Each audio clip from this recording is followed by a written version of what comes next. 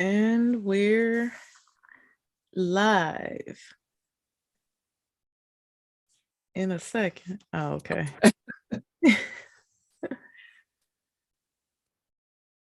All right, let me get rid of this.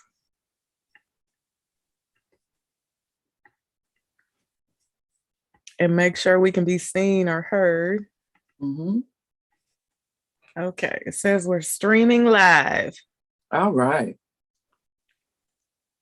So y'all let me know if we sound okay and look okay. And I ain't talking about hair and makeup. I'm talking about the connection.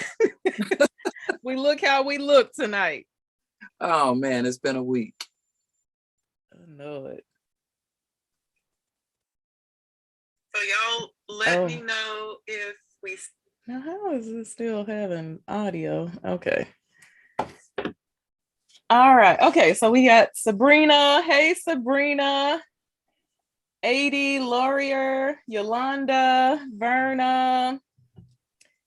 Good evening, everyone. Does everything look okay? Sound okay? Sandra, yeah, you caught us in the beginning. The girl from yonder. Good evening. Good evening, y'all. So hopefully we're clear. We in the house on Thursday night with Sexologist Lisa.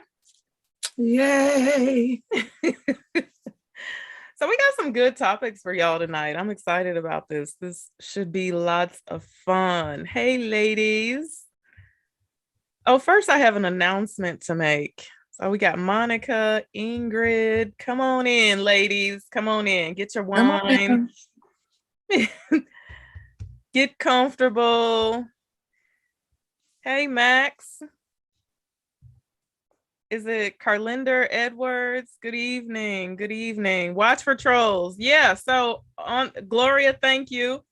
So when I'll put the link in the description box so that when we start taking questions, you guys can call in and ask questions. However, if you just have a phone number, I'm probably not going to be able to let you in because that's how that happened the last time. So you have your name. If you have an avatar, or is it an avatar or thumbnail? Great.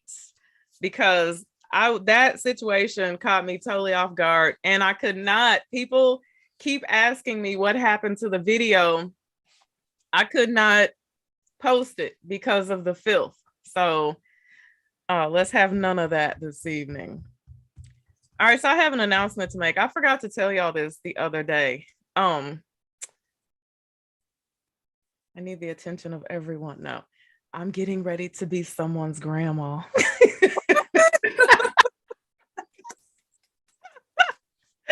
I'm gonna be a grandma finally. Okay, wonderful. Congratulations. Yeah. Thank you. I wanted them to wait until I turned 50. That was but they didn't wait. So I'm like, okay, I get to be a grandmother. So yeah.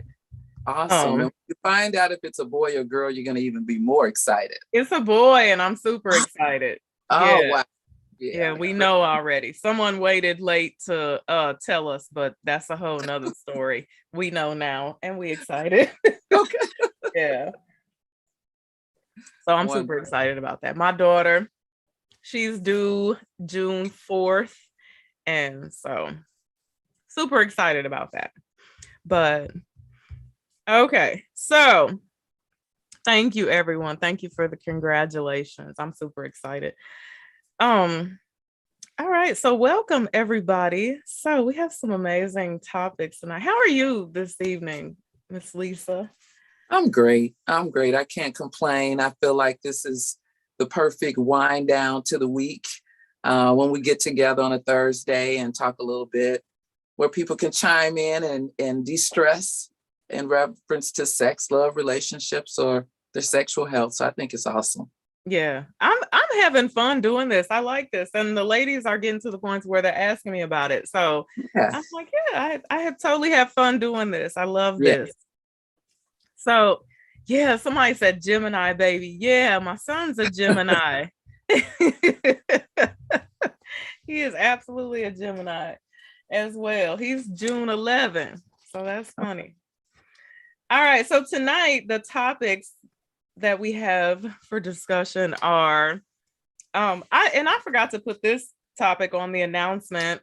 Is intimacy more important than communication, or vice versa? Or do you even need communication?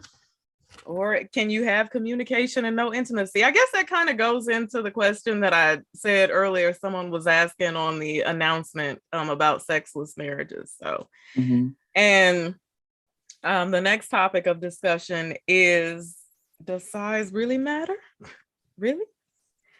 And the last topic is he your bestie? Is he your BFF?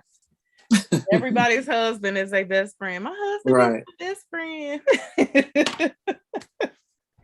So, is intimacy more important than communication?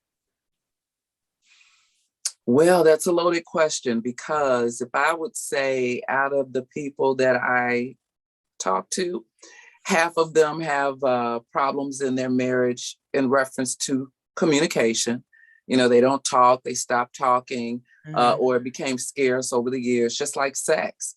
The communication in reference to not having sex, they don't even, talk about that, or the reasons why the intimacy decided to diminish, Right. over the years, where they weren't able to replenish or rekindle those feelings. So it really depends on the couple. And you can't say that, oh, we have a perfect relationship, we have great communication. Well, if you have great communication, why aren't you talking about the reasons why you're not intimate or why you're not having sex? So sometimes we decide not to step over that threshold of certain topics because we don't want the argument. We don't want the confrontation. We don't want the rejection of what may be important to us at the time. So, sometimes we take our hands away from conversations. We may have great conversation about everything else but that. Right. May not have great conversation when it comes to topics that, is going to make us upset or make you upset, or cause an argument or a riff, or, we can't go to bed happy because you brought this up or brought that up. So conversation is good. Communication is great as long as you choose not to talk about certain things. Right. Yeah, I always feel like one can always kind of lead to the other, right? Because if you struggle with communication, then oftentimes you probably struggle with intimacy, right? If you struggle with intimacy, you probably have some communication issues going on in your relationship. Well, yes, too, but sometimes when the intimacy is so good, you overlook the fact that you may not be able to put two words together. Right. You don't have to talk. You don't have to say a word. You just put me good for the night and I'll go to sleep. We don't have to talk about nothing. And whatever was on my mind, we'll get to it tomorrow because you just did your thing, So sometimes the intimacy is so good that you negate the fact that we really don't talk about a lot, And then sometimes the intimacy is so good that it allows the communication to be fluid. We have great sex. I mean, we're happy in the bed and outside the bed. I'm just as happy because I know once we get in the bed, we're happy. So let's talk about whatever you want, so it won't mess up the fact that we're happy in the bed. You know what I mean? So it can kind of go in a lot of different directions. I guess it's individualized. Yeah, because I'm a huge communicator. And so I don't think that the intimacy, even if it was like off the wall, I don't think it would be great for me if there was no communication, because I'm such a big communicator. And I would feel like, if I could always express how I felt, or we had good conversation and we could communicate about whatever was going on between us, that always has me wide open. Yeah, and that's true. And me, I talk about sex all day. When we talking, we don't need to talk about sex. That's not I need to. But that may be something that they would want to talk about. So I have to kind of, weigh that out. And then because I've been in a communications industry for so long, we don't really have to talk, if you know what I mean. I just want to sit and you rub my feet or my hands or my neck or my back, and that's communication enough for me. We don't have to talk about the blades of grass. If you want to, I'll humor you, but not necessary. So it's always different, so. Oh, yeah. And how do you suggest like communicating with someone about intimacy issues, especially when it's a trigger? Well, it depends on what that trigger is. If it's intimacy issues over oral, and they don't do it as well as you would like for them, to do it. And you talk to them and say, well, you know what? I know we need to probably talk about something that will definitely make our relationship sexually better. So that's the first thing, as long as you started with a positive, because everybody wants to make things better, Right. and started off with that positive, then you get into the crux of what it is that you want to talk about. And I think, even though phones and tablets and things like that have become such a presence in our lives today, whereas it wasn't a presence when I was growing up, you have the ability to foster communication with Google. So let's Google about oral sex. And you send him something and he reading about it. And then he finds something that he sends you and you reading about it. It's not like you're talking about it out loud, but you did research the information on the web and you're sharing information for each other to read. And then when it's time to talk about it, you can say, well, did you read that one article that I sent you about, the guy, he blew whistles on a pussy, something like that, anything. I saw that. That was pretty funny. But did you see the one that so you can foster communication in so many different ways now that you couldn't before. So some people were shy in even talking about sex out loud. Right. Yeah. Go figure. So, that wasn't something that was easy for anyone. And if you're hitting on a subject that could be a little taboo, a little risky, I don't know if I should bring this up because it's a trigger. He may not feel that great about it. She may not feel that great about it. It's other ways to get around it. But I think the number one thing that works is pillow talk. And people get away from pillow talk. That's one of the greatest forms of non-sexual intimacy. And it doesn't take sex to lay your head on a pillow and face another person, turn the TV off, put your devices over there, start off with something funny that may have happened that day, tell your husband about the troll that went across the screen, laugh about it, talk about something serious, and then end the conversation with something that you can laugh about, spoon about, go to sleep with your head in his neck. You know what I mean? So that pillow talk, people don't put enough, I think, stock in that, and it works. Yeah, it does. It works. I think it works when it's not a tender subject, though. Don't you think? Like, if it's something that the other person is gonna get set off by, or something you're gonna get set off by, then don't do it in the bed. Well, it can work one of two ways. Now, like I said, if you start off with a positive and you upset, your back is turned to me, and I'm gonna pull up behind you and put my arms around you. Yeah, I don't want you touching me. Get off of me. All that. He's not gonna let you go, because the number one thing that you can do in communication is touch. When you reach out and touch another person, it eases the angst. It kind of calms that anger. It kind of put that fear. I mean, he rubbing on your hip, on your shoulders, going down to your thigh. It feels kind of good. So you really don't want to stop him, So you're going to go ahead and listen. Now that could end up where he's just holding you and you're sleeping, or it could end up that you're having great sex because you were able to get this off your chest. So it depends on how you go into it. And some people say, oh, you shouldn't go to bed angry. Sometimes you need to go to bed angry and set it off and wake up the next morning and shake it off. Sleep on it, let it go. Don't just stay up all night holding on to something that's going to even foster more anger. Yeah. That's good advice. Yeah. I don't like to go to bed angry though. I gotta fix it. If I go to bed angry, we're gonna have a bad day the next day. But if you go to bed, if you don't go to bed, ain't what you're gonna stay up all night until you win them over or they win you over? Till I get it out. It can happen. No, I get it.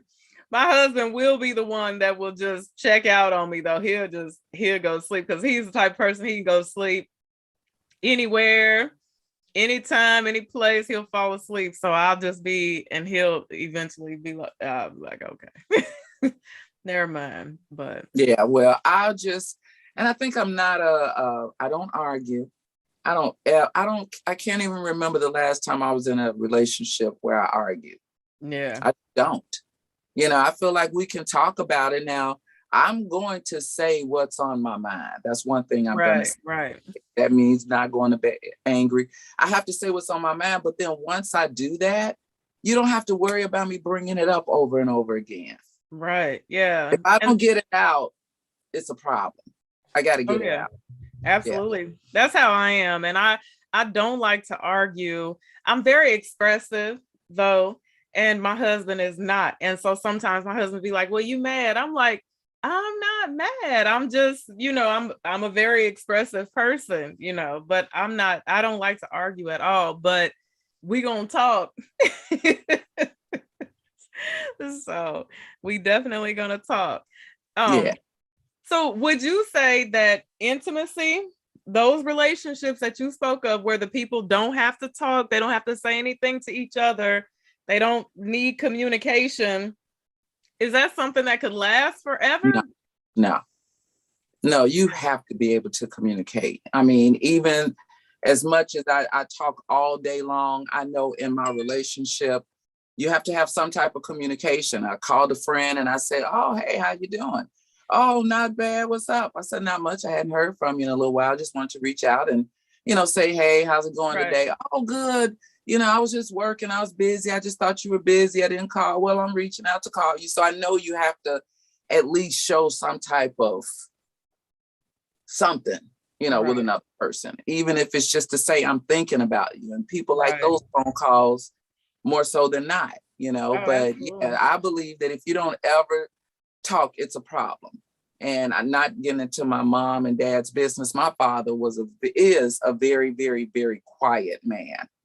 He's like the E.F. Hutton. If he say something, listen, because it may be few and far between that he decides to talk, And him and my mom were married for 61 years to the point that she could look at him or he could look at her and she could say something. And that was exactly what he was thinking, So you have some of those relationships where they've been together and they've fostered such great communication with each other that, like they say, I could finish his sentence or she could finish my sentence because they have bond, and they speak when necessary and they speak volumes when it's important instead of senseless chatter, which makes it where you don't want to communicate. Senseless chatter, you don't even want to be intimate when somebody's just on and on. That's just nothing. Yeah, absolutely. I agree. Nothing worse than senseless chatter. Chitter chatter, meaningless chitter chatter. Right. Yeah, I agree. As Barry White say, who needs clever conversation?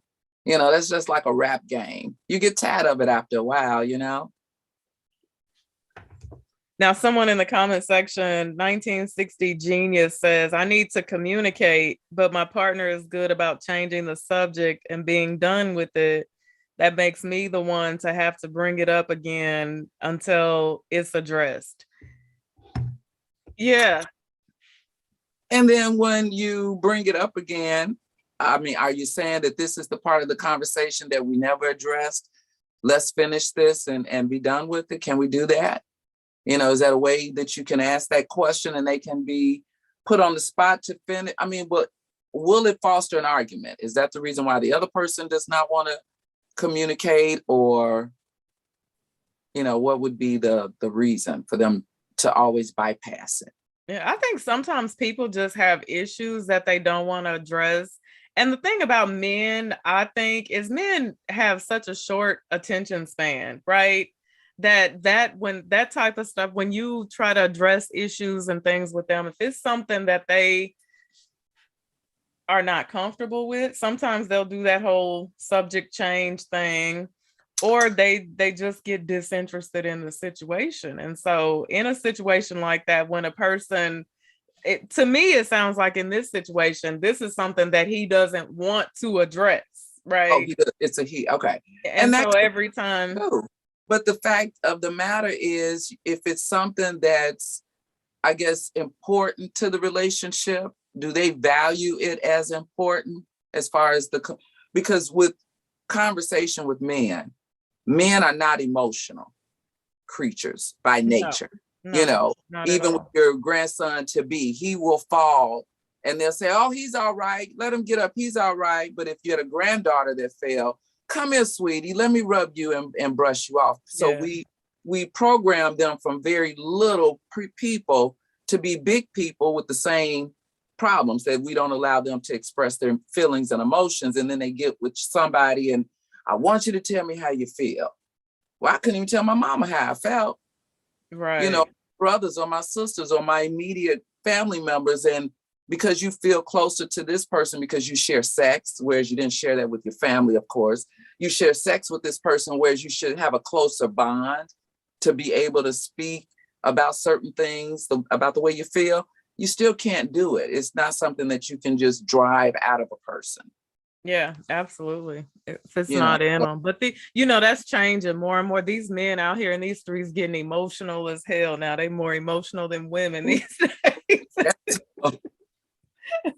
I Oh, hate to say it, but some of us single mothers of sons, they can't fall, can't get dirty, can't do this, can't do right, that. right. Yeah. You piss me off and hurt my feelings, and they become emotional creatures and they become emotional men. So yes. Yeah, absolutely. You're right. Mhm. I had talked to this lady one time. She was talking to me about her husband, and she was saying how she really wanted to emotionally connect with him, and he was very emotionally disconnected from everything, and he had trauma, childhood trauma or whatever.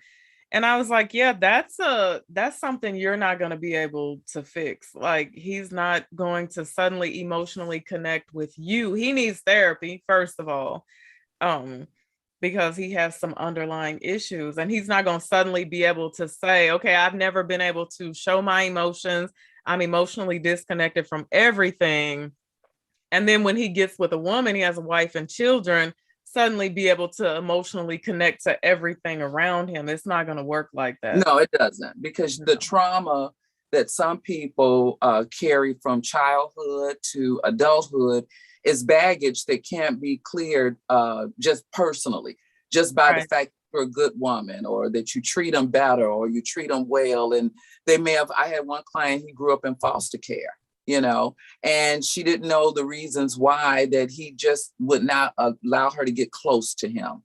Well, he thought that, again, she could abandon him, just like his mom did when he went in foster care, came out, went back in, came out, so it was a yo-yo effect for him, whereas Right. he didn't want anyone close. So sometimes that personal trauma that we may not even be privy to, because Absolutely. that person may not be able to release that pressure and stress from that part of their lives.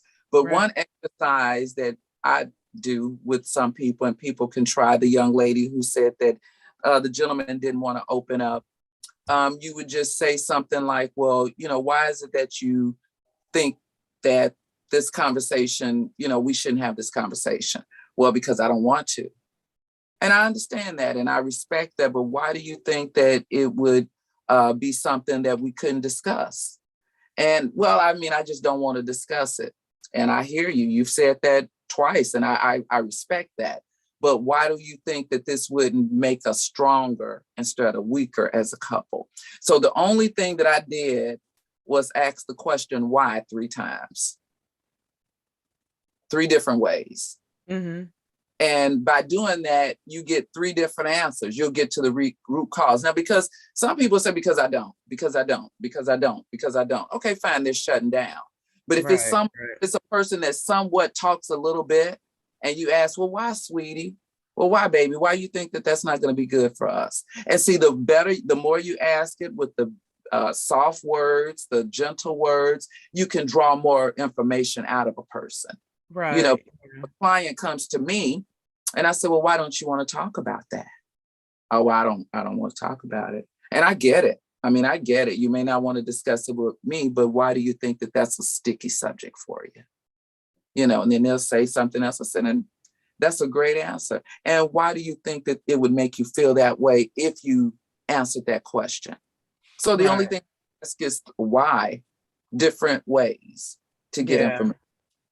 You know, and if you do that instead of, well, why you don't want to talk to me? Oh, well, I don't understand why. And it depends on the way you say why. Yeah. You understand? So, or you gonna talk to me. Right. And I don't care what you say, you know, when you get to not the clap. Not the hand clap. Oh, you know, the hand clap will set somebody off. But I also think that if you have that conversation with someone too often, you should try to convince that person to involve someone else. Like maybe y'all need to sit down and talk to someone else. Right. Yeah. And see, people, and I believe, you know, and I have some clients that believe in repairing and investing in their relationship, and that's why they hire me. But you have some people, I'll spend $200-300 on some gym shoes. We don't have to go talk to nobody about why we don't talk. You know what I mean? So some people want to invest in repairing what they feel like is the one. You know, I don't think that there's another person that's out there for me but this person. Even though we don't do this and don't do that, I love this person. But are you investing in what it takes to repair what may be broken between you and that person? You know, because sometimes the sex isn't broken. The sex is great. You know, we withhold the sex because we know they enjoy it so much. So that's a tool that sometimes people use. Right. You know, so then that breaks down the communication. Absolutely. You know, so yeah. Yeah. So at the end of the day, if he ain't listening, go drag him to a therapist. If he won't go, then to the left. Everything right. On in a box to the left. Exactly. Oh man, too funny. All right. So, okay. Are you ready for this? Yes. This is a burning question. And we're gonna keep it cute. Y'all come on here with that drama from last time. I got one plug to pull. That's all. Does size matter? Or is it something that we done just made up in our little minds? Little, no pun intended. Does size matter?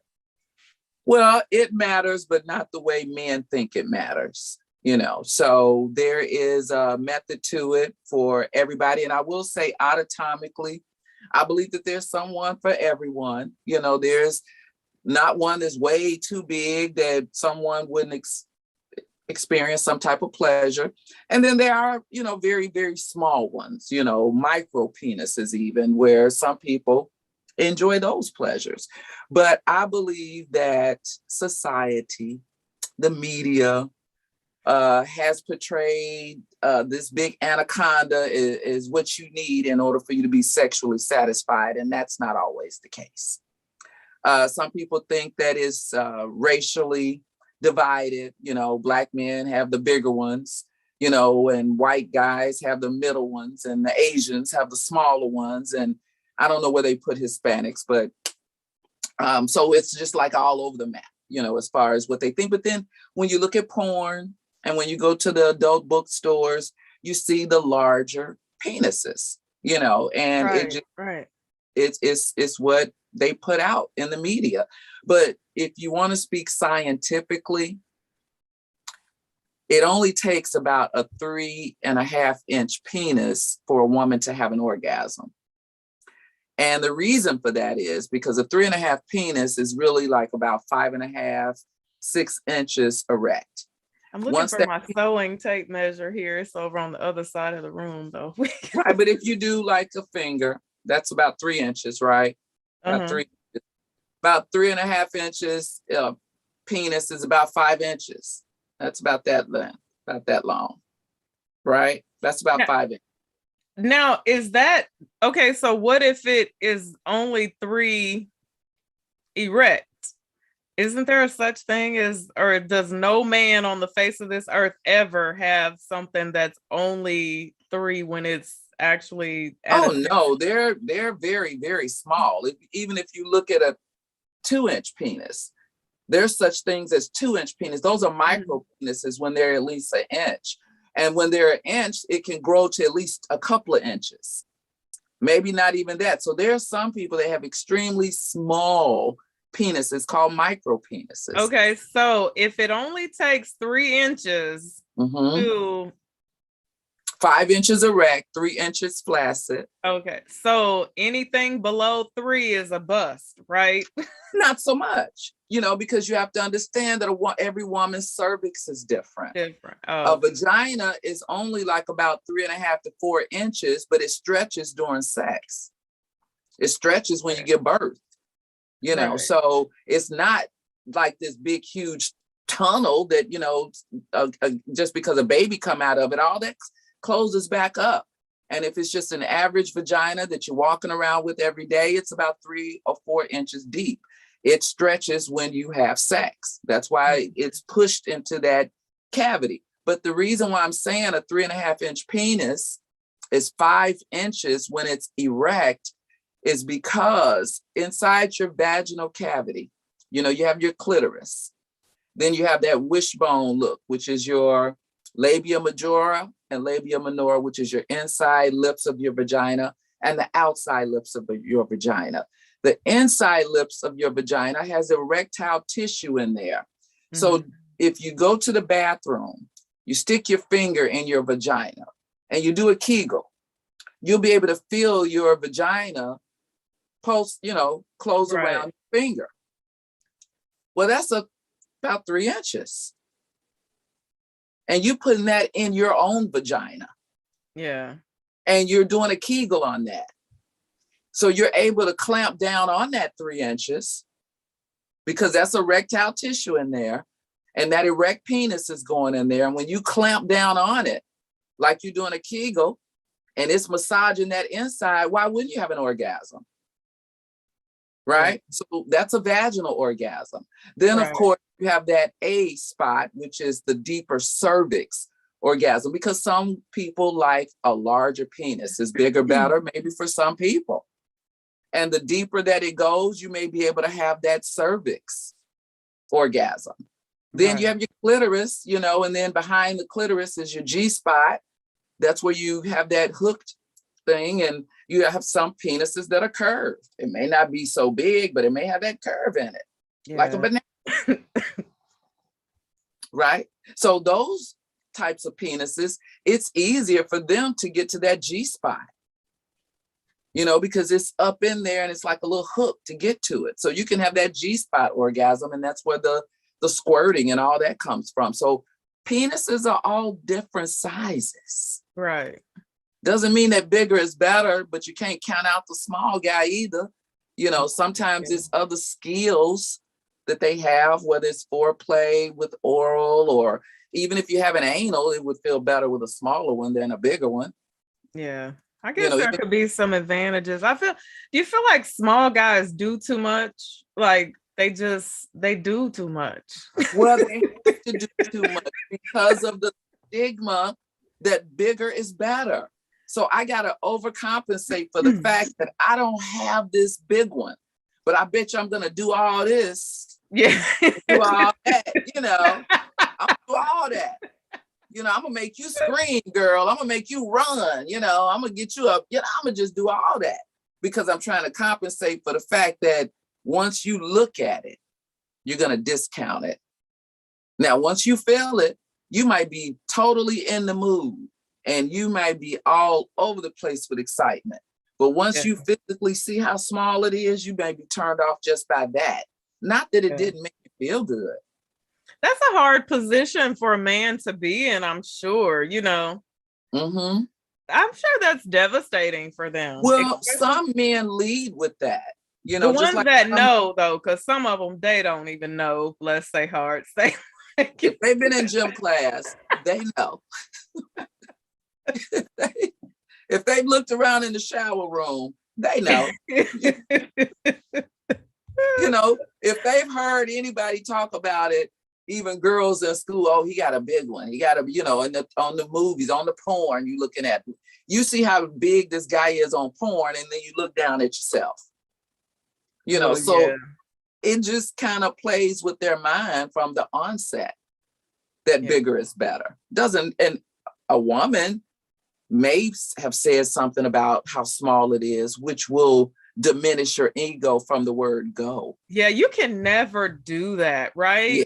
No. Like ladies, never do that. Like if you don't like it, then just go get a new one, but don't ever do that. Like you tear a man's everything down. Actually, if you talk about their prowess and endowment, it's a total game changer from him loving you to just not liking you as a person. Right. I'm not hate, but they would really have a lot of disdain for, you know, you talking about their little member. Yeah. No, now I'm not saying gas them up, even lie to them either. I ain't saying that, but oh no. You know, but if you say it was okay, it was all right, it was good, you know, it was fine. You know, if they even ask you, so how was the sex? And you say it was, they're expecting you to do it again. If you said it was okay. So where's that fine line in between being honest? It doesn't work for me. Okay. Yeah. Yeah. That would be great for Sheila, but that did not work for me. So he's like, oh, well, she, you know, she needs something special, or, you know, she's crazy. She's tripping. Yeah. She don't know what she missing out on. Yeah.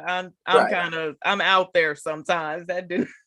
Right. Now I heard a guy say, and I was on his podcast, and I won't say any names, of course, but he said, well, you know, I've never had anybody say I was bad in bed. I said, well, I said, are you with the same woman? No. I said, trust me. If you were that great in bed, you'd be with that same woman because she wouldn't let you go. I mean, you're not that great in bed. And have they told you that you were great in bed? Well, no. Okay. Well, are they calling you back again? Well, no, but that's not meaning that you're great in bed. That doesn't mean you're terrible. But if you were that great, you know, women hold on to that greatness. She's looking for you in the daytime with a flashlight. Ain't that what they used to say? Don't want nobody else to have that good. Yeah. You know, you get out that good. She don't want nobody else to have that. Yeah. A lot of men will say that. That's the reason why that makes this so hard, because if they're horrible, how do you relay that information to them without just tearing them down? Because there's so many men out here who think that they're killing the game, and it's like, no. And if you say something, they'll say, no woman prior to you has ever complained. No woman has ever said anything. The women been falling off of me for 30 years. And so that's hard, because how do you say, yeah. It's a hard conversation, number one, to have with anyone sexually, even if it's a woman, you know, and she laying there like a fish just because she pretty as all get out. Don't mess up my hair, don't mess up my makeup, don't mess up my nails. I'm not gonna scream, I don't want to sweat, you know. Not looking for that, you know. But then he got a baby girl down the street, you know, she's sweating, her hair's out. I mean, don't care what she, just having a great sexual time together. You know, it's hard to just say, well, you're not what I want, you know, in the bedroom. Or it's not, I can't, how do you put it in words? You can't say I don't get off on it. I don't enjoy it. I mean, how do you put it in words? I think you have to say, I don't enjoy it.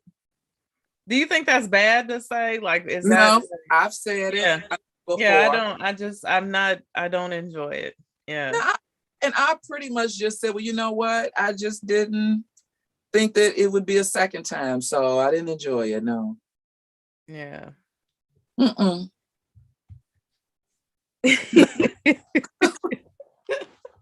It's so funny.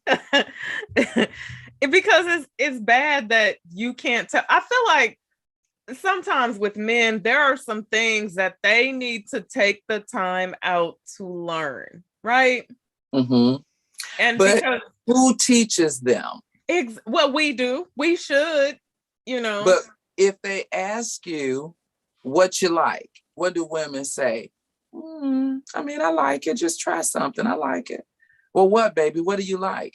And then if he start doing what you like and you let him do it and you don't stop him and say, well, you know what? Don't do it like that. Suck it harder, suck it slower, suck on it or lick on it like a lollipop or suck it like a peach, or you don't give them any type of instruction. You just say you want him to get down there and do it. Now you pushed him out to the side because it wasn't what you wanted. He gonna take that bad coochie eating over to the next woman. Right down the street. I think that really. And she may not tell him. So who teaches them? Because ego will not allow you to ask your friends if you're a guy. Right. But you know what? I think that's communication, because I think that people who are involved in an intimate relationship and the lines of communication are wide open between them, there's nothing that they cannot talk about. And I think that in a situation like that, it's like, hey, we got to try this, do that. The lines of communication are open. We've been dating for, let's say, the 90-day rule. Okay. We've been dating for 90 days. We've talked about everything except sex, but we got this chemistry. I can feel it because every time you're around me, I just feel like I want you to jump my bones. I just want to do it. So fine, we get into it and we do it. We've only been knowing each other 90 days. My ex breath is still hot on my neck, but we just had terrible sex. You mean to tell me that I'm going to keep this up for another 90 days? Because I'm not teaching him how to have sex. Yeah, you're right. You're right about that. So when do you teach them? Now, you got to get past the threshold of dating and actually having sex on a regular basis to say, I like this guy enough to teach him to do it the right way. But You're what right. do we think? If I teach him, is he going to take it down the street? I don't care nothing about that. But I have been guilty of saying, I ain't teaching no grown man how to get down. That ain't my responsibility. Exactly. He was supposed to come over here equipped with those tools. I'm not teaching him that. Yeah, I've been very guilty of that. Yeah, absolutely. But then as a man and growing up, you could ask your brother. Brothers tease each other. They may not have the whole conversation. They may not be well versed. You could watch a porn. Porn is not real sex. No. That's not real sex. So he's not going to learn it from the porn. And when he want to put you in all these positions, he watching porn. Absolutely. Because real sex don't go like that. Right. So who takes out the time to teach the guy? Well, let's ask the guys that are good at it, right? I mean, who taught them?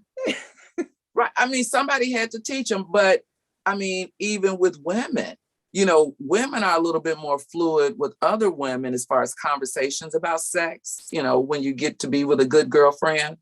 But me personally, I learned about sex by a gay guy. My best friend was my gay neighbor for 26 years. Yes. I mean, yes. I mean, if you wanted to learn how to perform oral sex, you watch him eat a popsicle and it's like, I wish I had a dick myself. You know what I mean? He was just the best at it, and his friends. So they taught me how to, and I was freshly, like 26 years old. And my best friend, like I said, was a gay guy and his friends.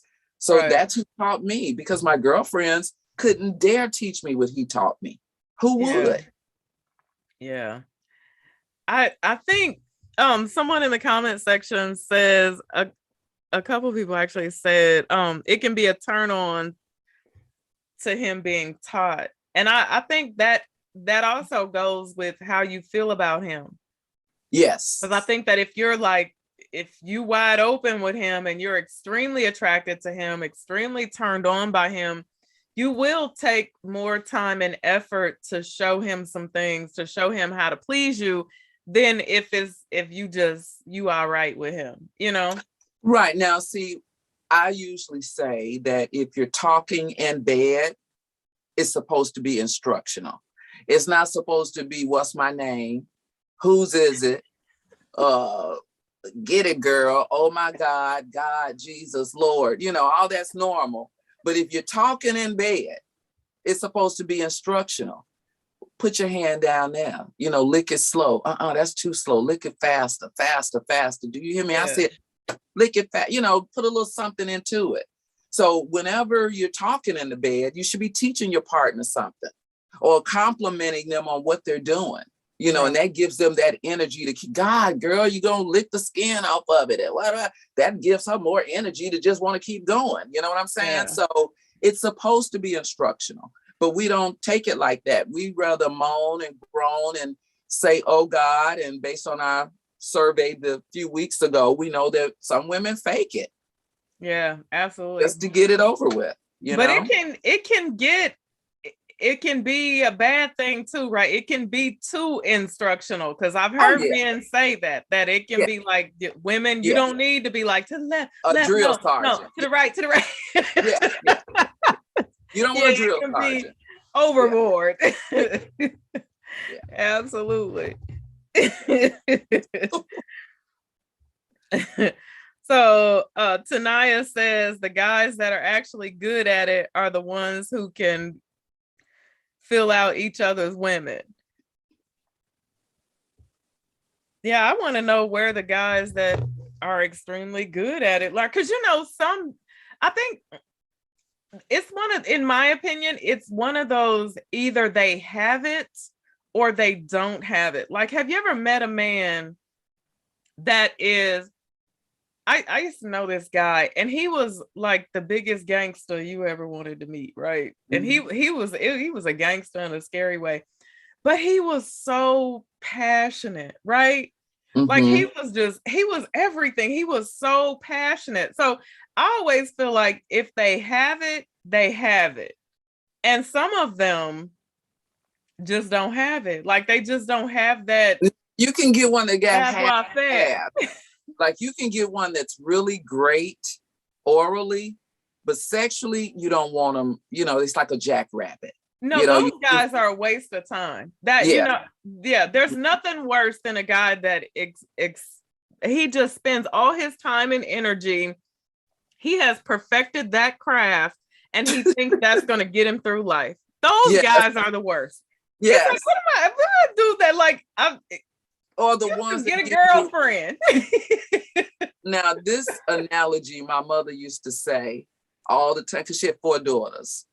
And as we got older, my mother was like, look, you don't just lay down with anybody. You can get a wet ass in the shower. Absolutely. Some men will just it's just wetness. I mean, it's just a mouthful of wetness all over you. Like they just, it's just awful. And some of them think that that's great because guess what? The woman before you might have thought that was great. Right. But if you don't teach a man how to have sex with you, not the woman before you, but you, then you're going to keep getting what you get. Right. Because if it worked for Susie and she thought he was the head master, and it worked for her and it worked for Susie's friend down the street before her and it worked for everybody, why it don't work for you? Because everybody's different. And if you don't teach him how to have sex with you, whether he's got a big one or a little one, whether he's great orally or not, then it's never going to work. Yeah. I think some guys just are born with the skill. Like they just come here with all, right?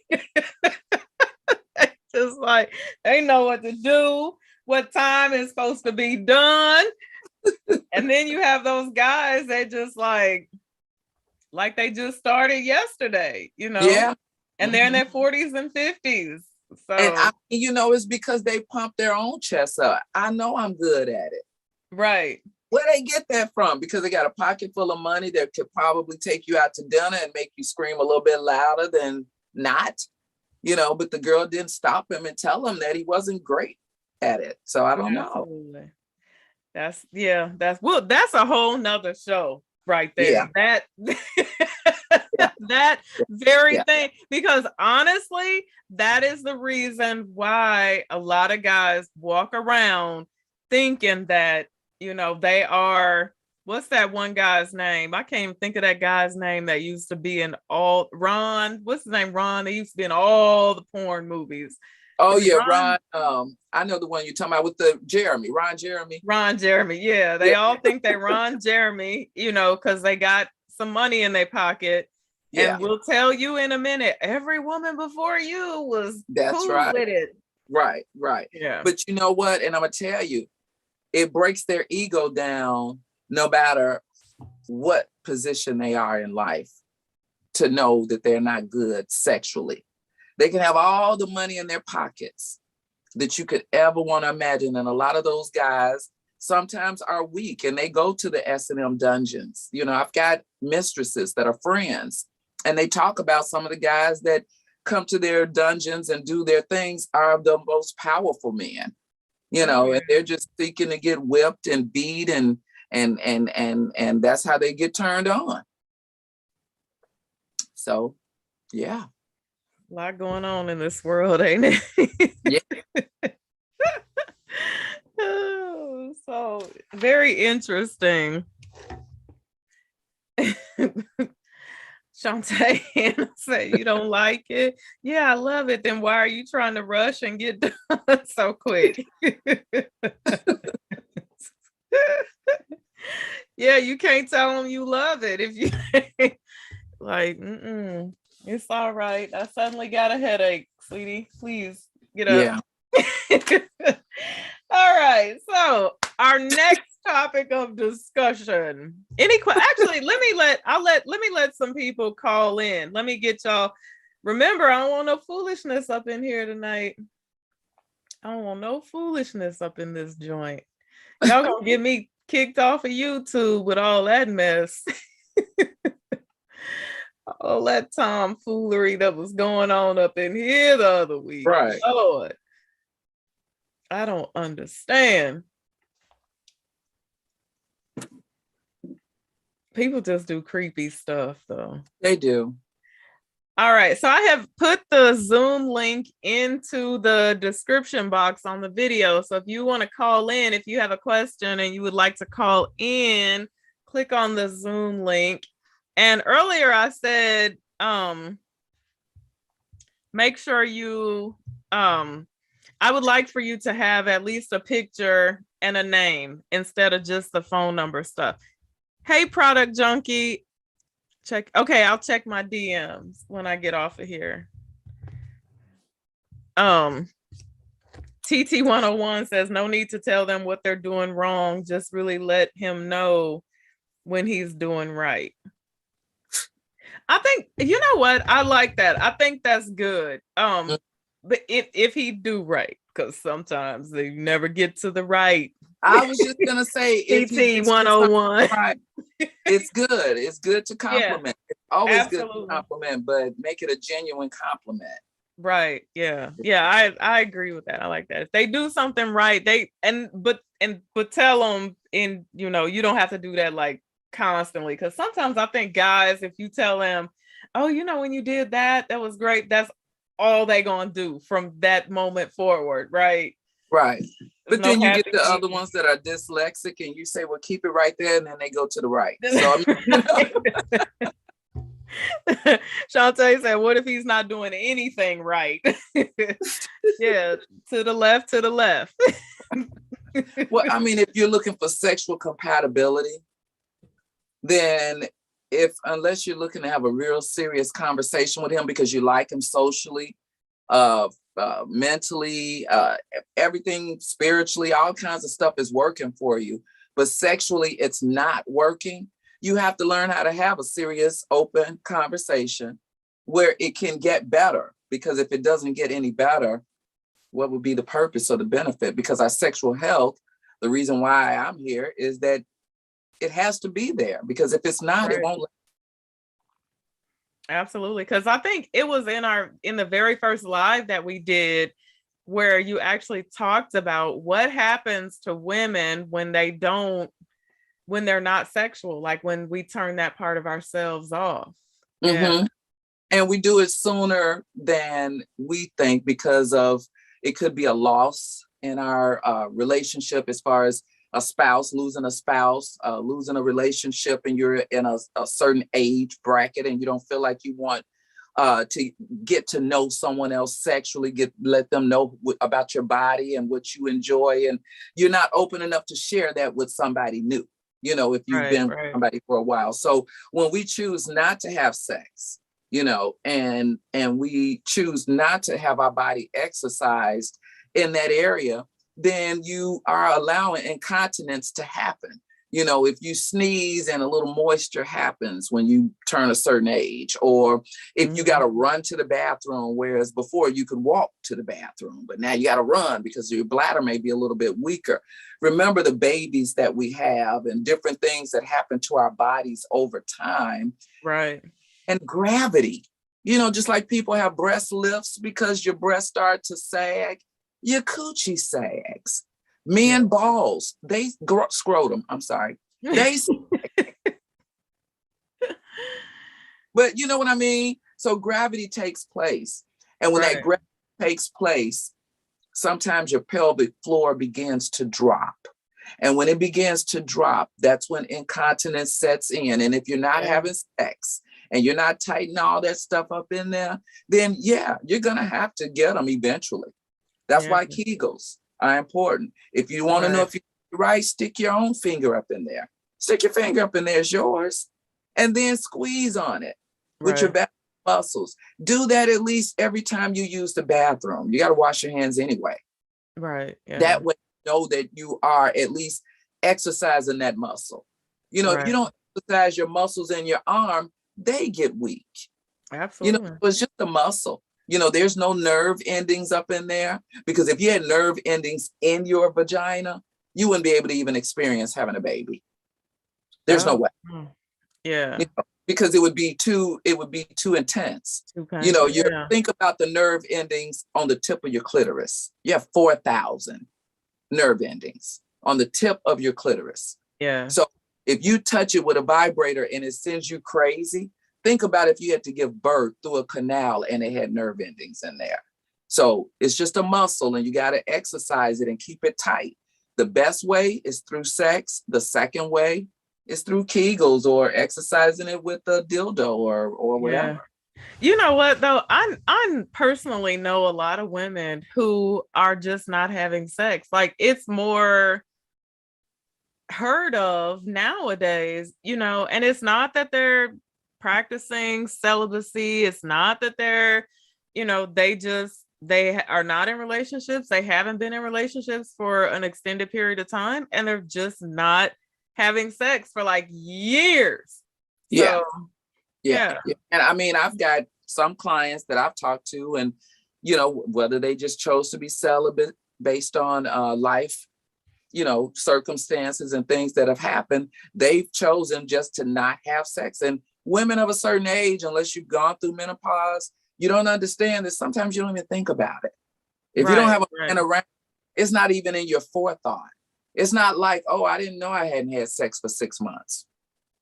That urge is missing. When you have someone around you and they constantly allow those endorphins to be ignited, and you've got that dopamine level, and you've got the oxytocin and the serotonin and all that stuff working because you've got a couple, together. But when you're single and you're by yourself and you don't have something at your disposal on a regular basis, some women don't want men sweating all over them and this and that just for the sake of pleasure. Some of them don't want it.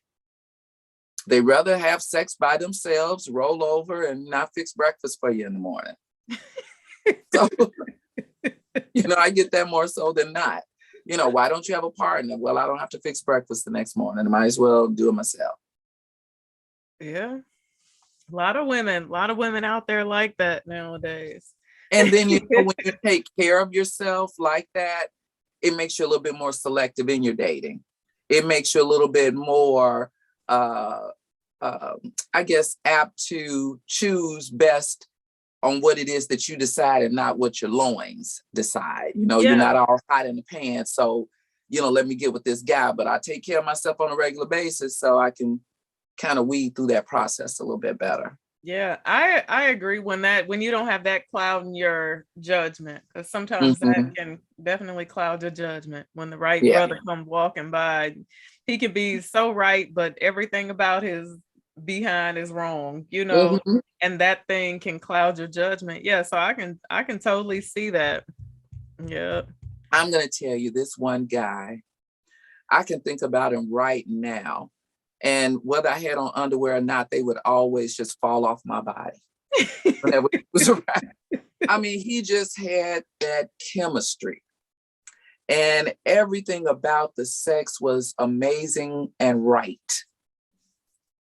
Outside the bed, I didn't want to be bothered with him. He was crass. He was this, he was that, didn't have time. But look, I know we're going to go out to dinner, and I'm thinking to myself, might as well get it already, because this man just sends you in that direction. And I had to leave him alone because that's all that there was. That was it. I didn't care for him any other way other than that, because I knew he didn't really have time and I didn't have time. And so that point in my life when I just decided to not have sex, because I really wanted to have it with him. And it wasn't great to just have it with him because it wasn't going anywhere. Right. And sometimes we put ourselves in that position where that thing is so good, it clouds your judgment. It clouds your judgment. And I've talked about that before, and I talked about my situation.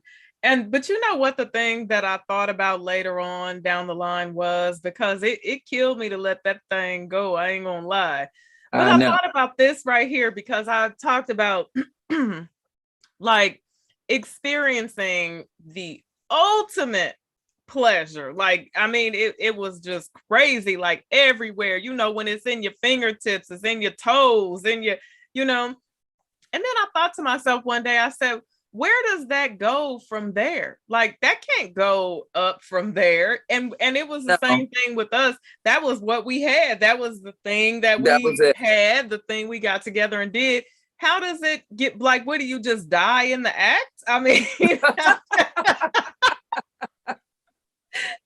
how does it get better than that? How does it grow? What does that turn into? Right. I thought to myself, it probably doesn't. It probably gets worse. It probably falls off. It probably diminishes because if you've been here, where are you going? Where are you going, girl? Exactly. And then, when it starts off so rigorous and it's up against the wall and the passion is so hot and everything is so right, when do you either pull it back and learn how to be intimate with one another and not just have sex with one another, or move forward and find out what else is there other than the sex? Right. Absolutely.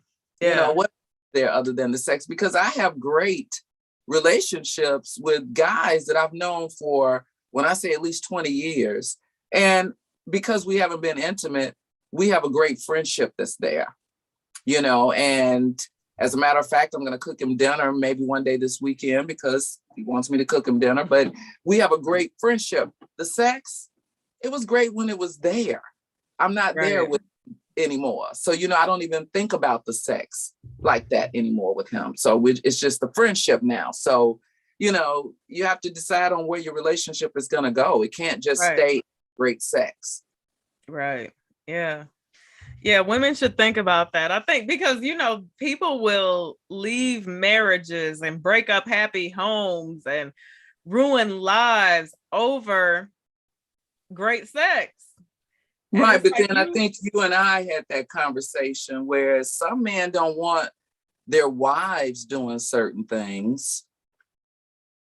And sexually, they'll go outside the house to get those certain things done to keep the sanctity of the marriage, whereas they're not belittling their wives. Yeah. Yeah, absolutely.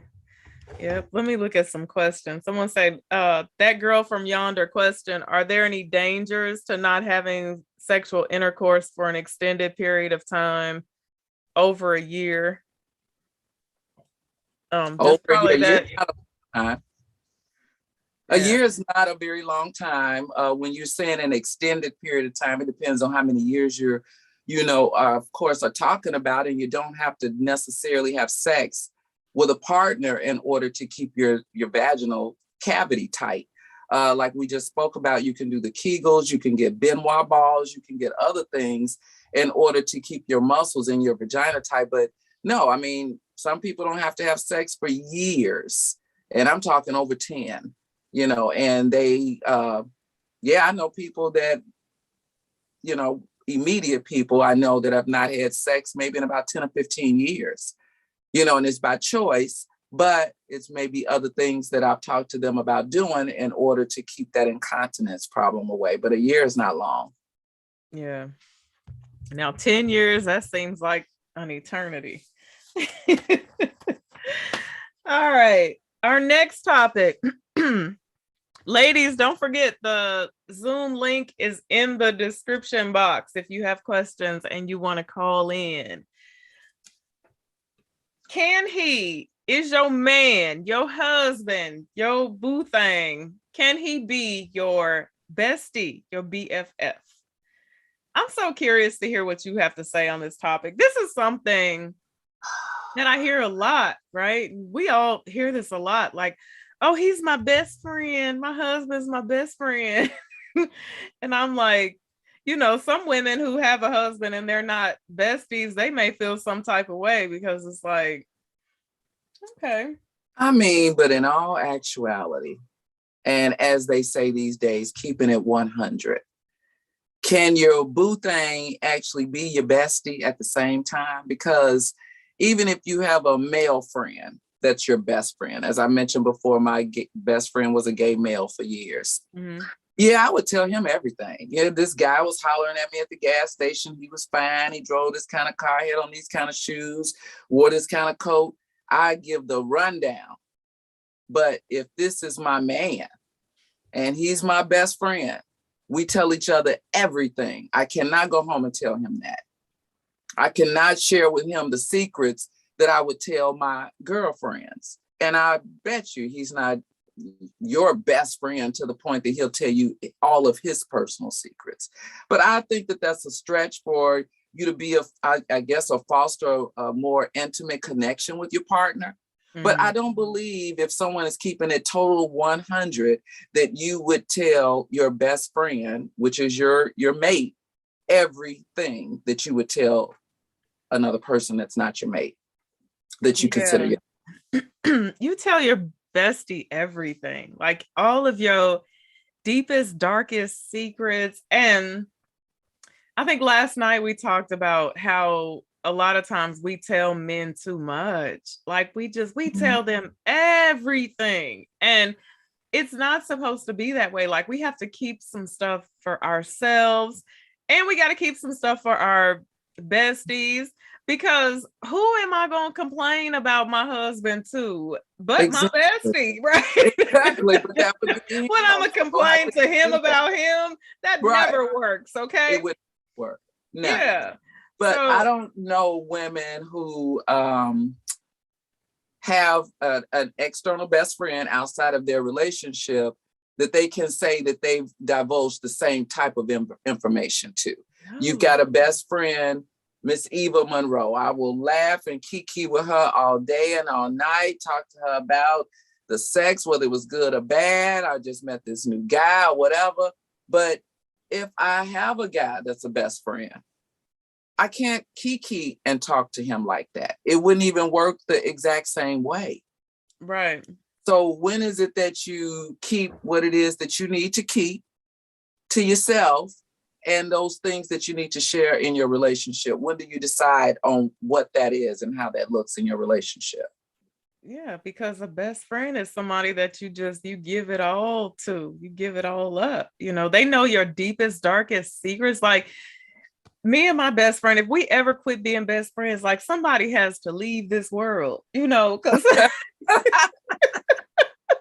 I mean, like, oh yeah, I no, he's not. And I really feel like that's you know how women, because I have hardly ever heard a man say this, and maybe they say it and I just never heard them say it, but I hardly hear them say it. But I think that that's our way of saying that I'm extremely close to him, you know, we're in love, we have an amazing marriage, we're best friends.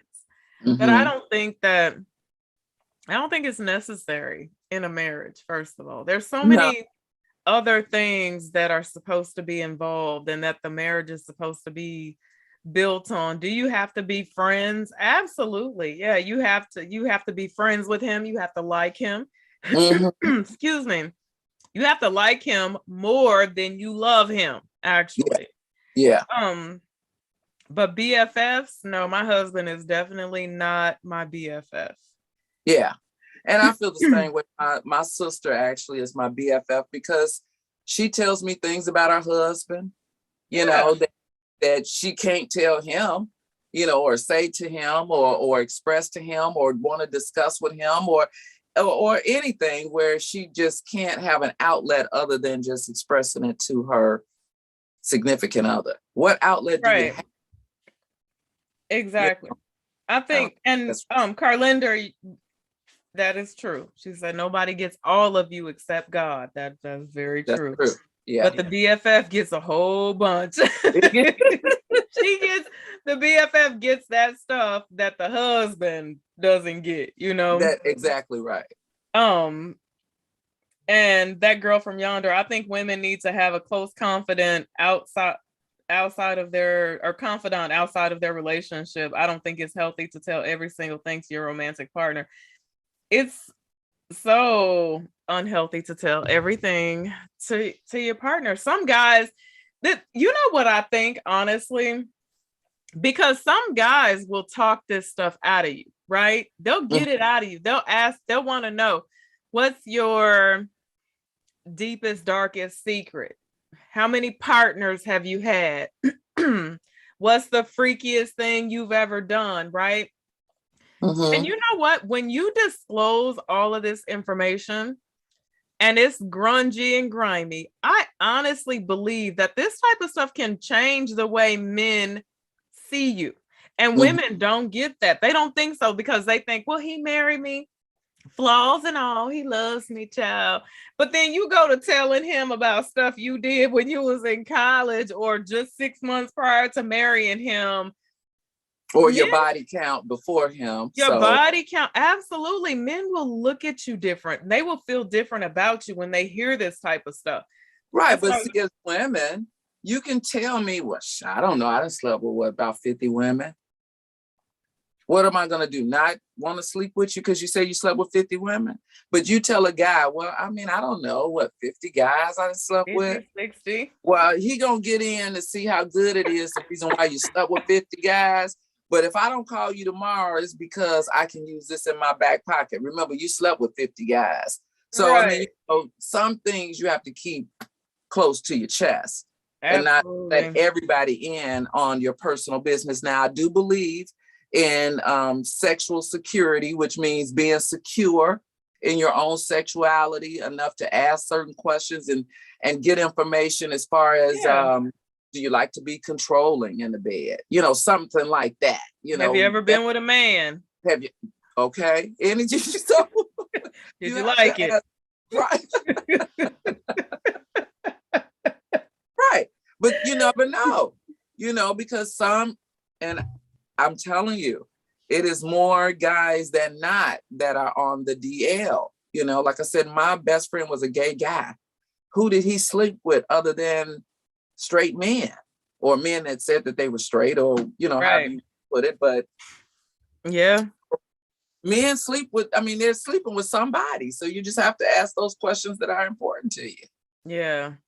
But I think, I mean, if you want to call your man your best friend, fine. But just make sure if you want to do that so that he feels like He's your everything. That's fine. But just have your real BFF on the outside, because you need somebody to run all that mess across.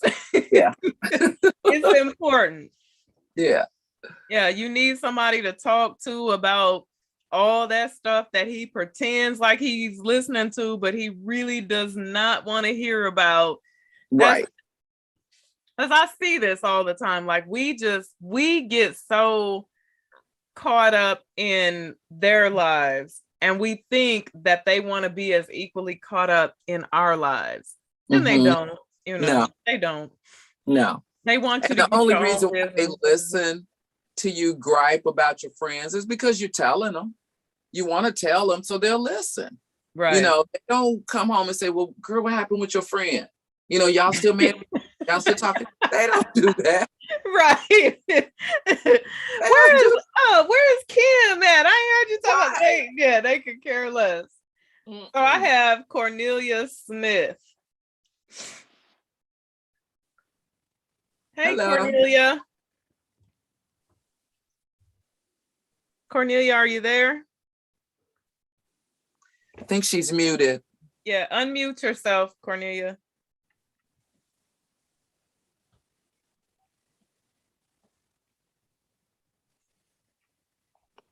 Hello.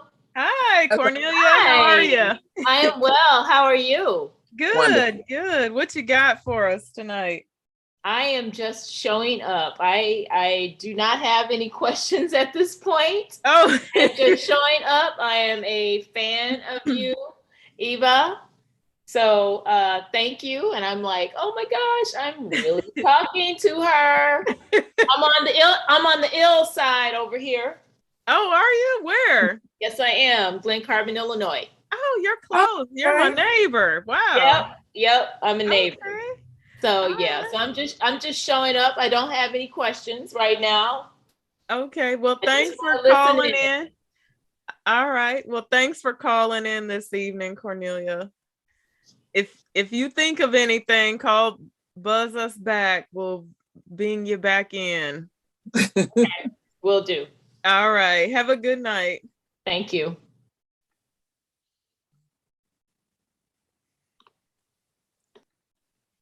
I always have to, it always takes me a minute to figure out how to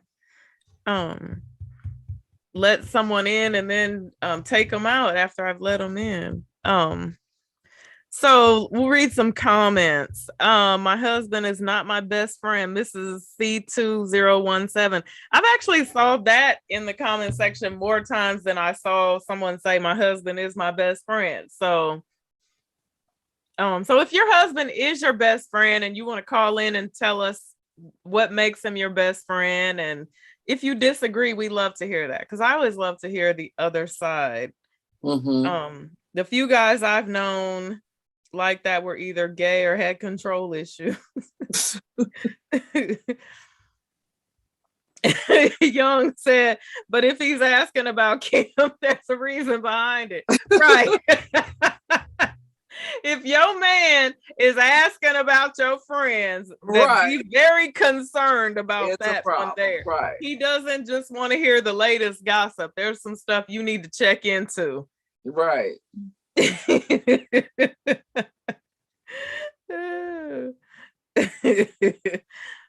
funny.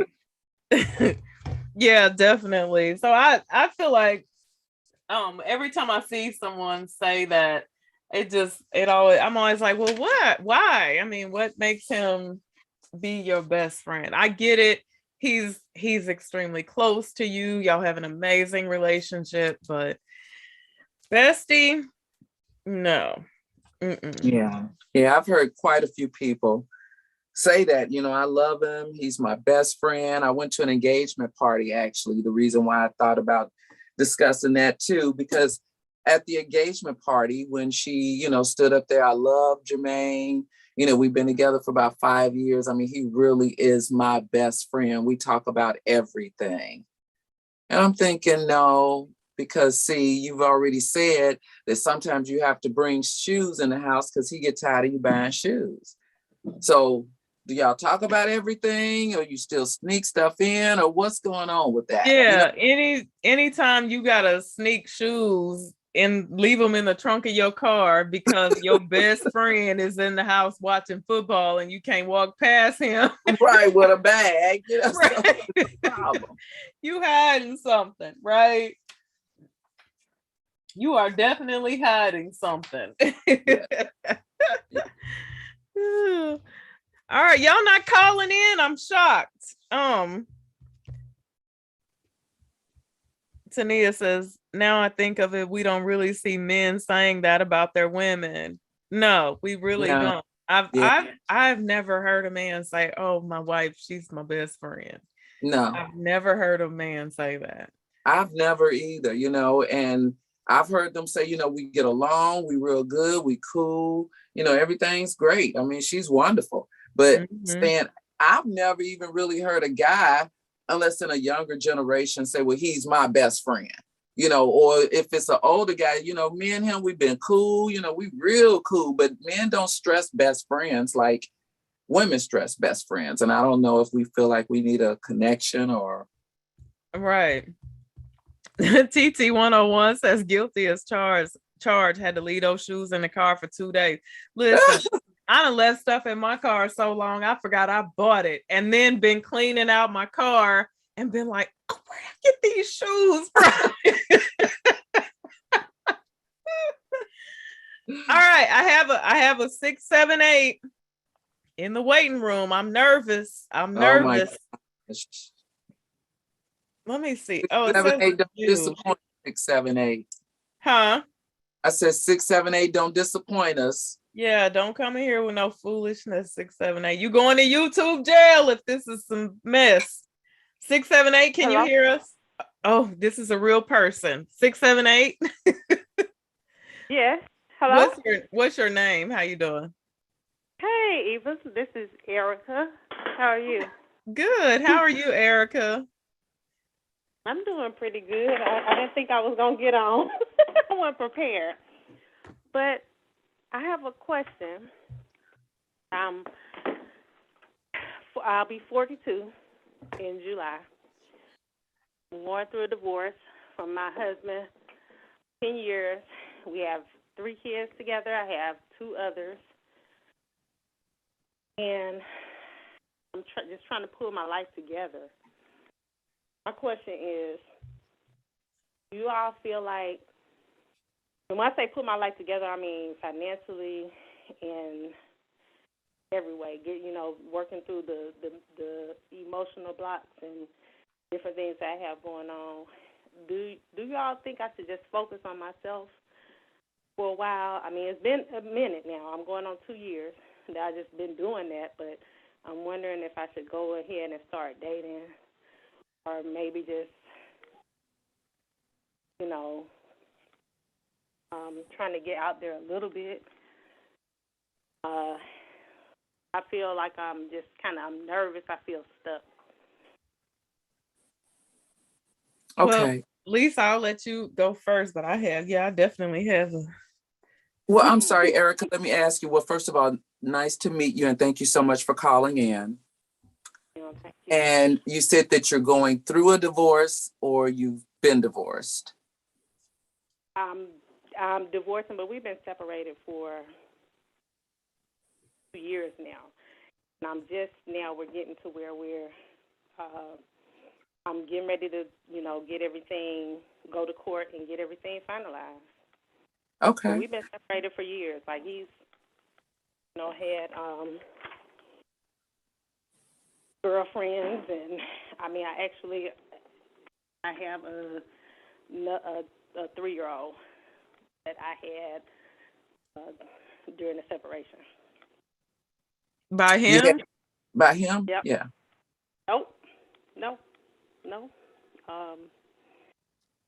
No, not by him. By a friend or not even a friend. Just I tried to start dating, and what I thought was dating, it just was me. Just I guess trying to. No.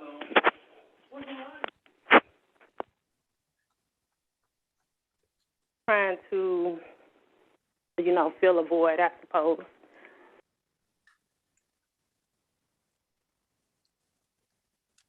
So I think, and how long have you guys been separated? It's been about 4 years now. And you're 42? Yeah, I'll be 42 this year. Yeah. Okay. And your 3-year-old is by someone that you came in contact with, became acquainted with, decided to have sex within the interim of your break or after your breakup from your husband? Correct. Okay. And the guy that you have the child by, you're no longer acquainted with him. You don't want a relationship with him.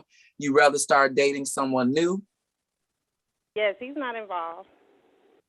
Okay. And that's important because the child is 3 years old, and whether, I don't know if you want him to be involved in your child's life or not, but with you dating someone else, you definitely want to make sure that there's I guess any type of boundaries and limitations set on what it is that you're doing for yourself. You don't want to put yourself in a pigeonhole where you find yourself in love, having a sexual relationship, and a child could ensue at that point as well. So you want to make sure, like you said, that you're working on yourself. Put yourself out there a little bit, not so much to the point that you have to become so sexually involved with someone, whereas things could happen again. You know what I mean? Oh, yeah. I got that So part. when someone, or if someone was to say, tell me the most interesting or most wonderful thing about yourself, when you're writing this profile, what is it that you put out there about yourself? That's a good question. It is. I would say that I am fun-loving. I like to get out in nature. I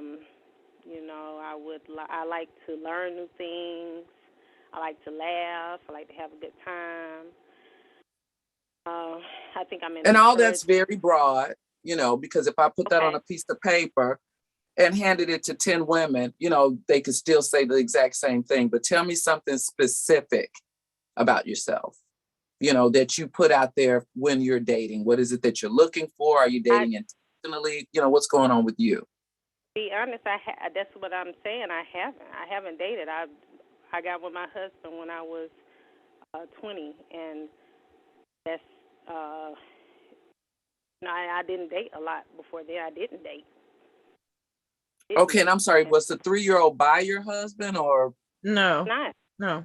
Right. So when you met him, this was someone that you knew, you were introduced to him. Just someone that I knew from just around the way. Just okay, and I get it. When you first get a divorce, you want to just make sure you feel desired by other people.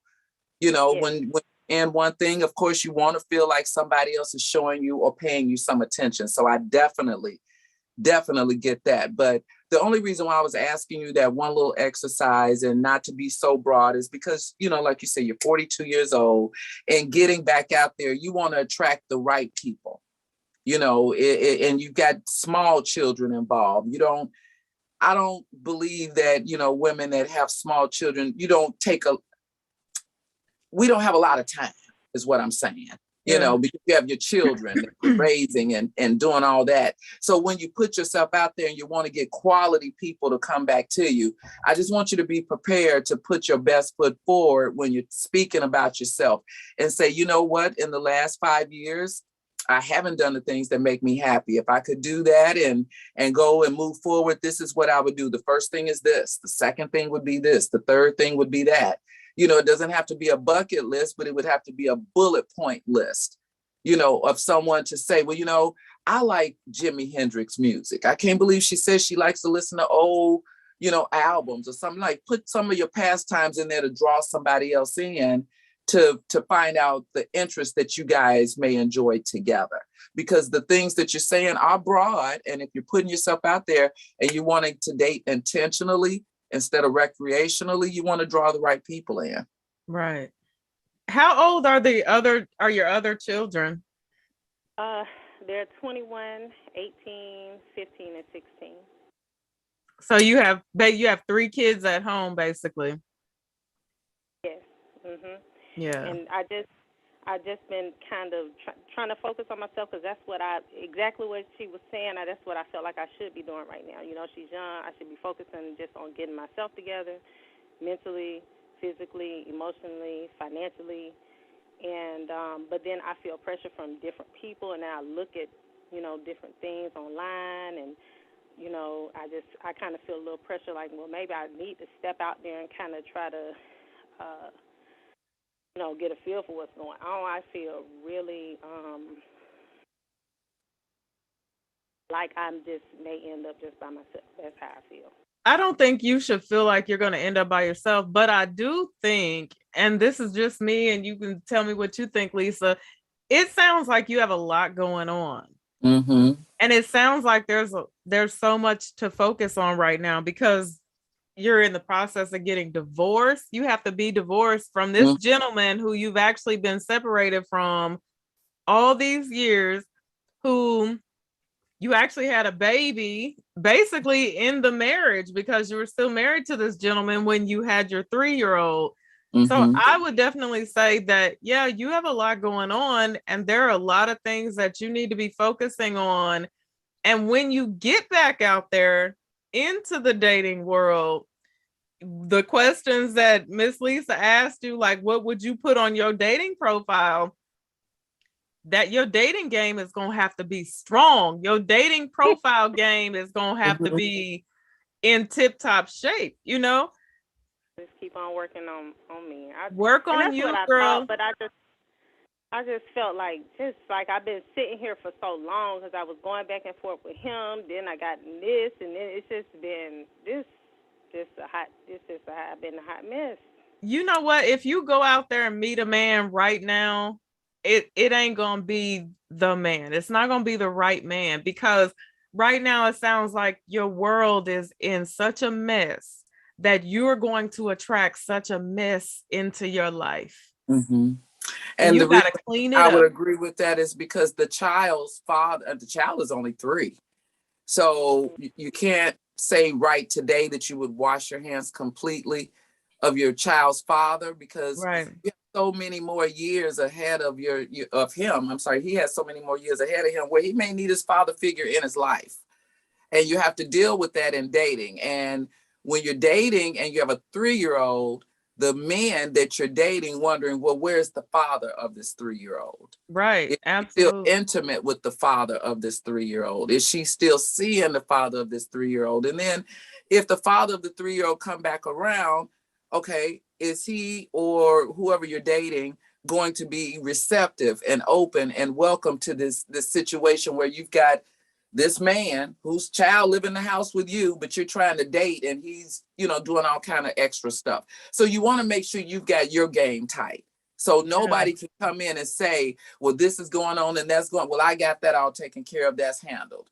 You're here to date me and be a friend to the children or someone that they can look up to. You're not here to date the children. They got a father, or whatever your situation is. But like Eva said, you got to solidify what you want for yourself. Yeah. And I'm not saying that you need to be nobody, I believe, should be alone.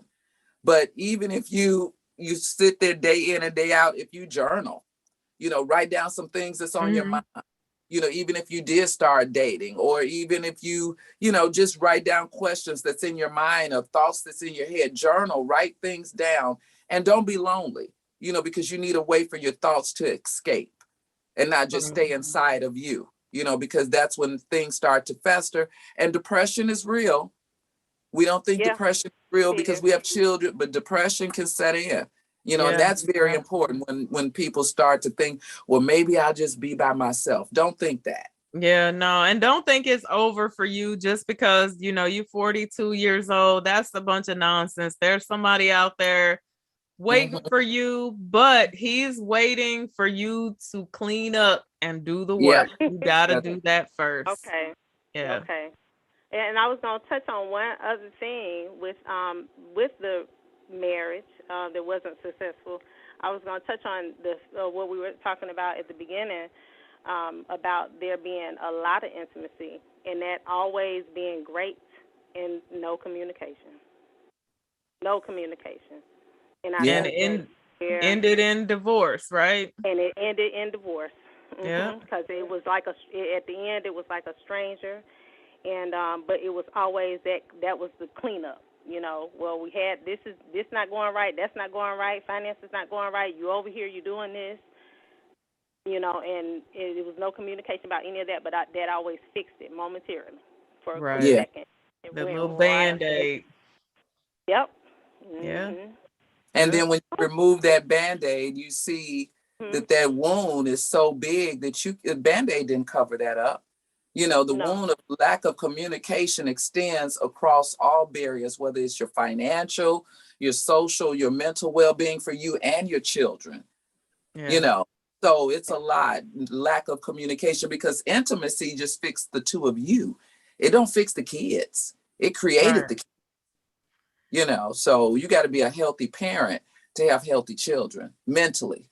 Now And if you have girls moving on to relationships, you got to show them what that's worth. right. Now, is your husband, is he in the children's life on a consistent basis?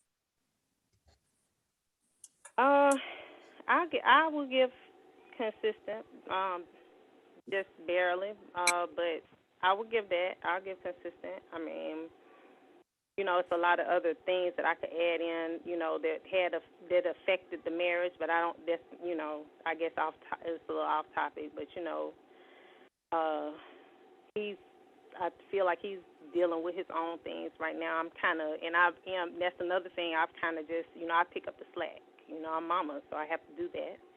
So Right. It is a lot, but like I said, I just felt like a pressure. You know what I mean? And even I'll see women online. And you know, I have different people tell me, well, so and so has 3, 4, 5 children, and she got, you know, she's getting married to so and so. You know, I kind of just felt that pressure because I've really been chilling for a minute.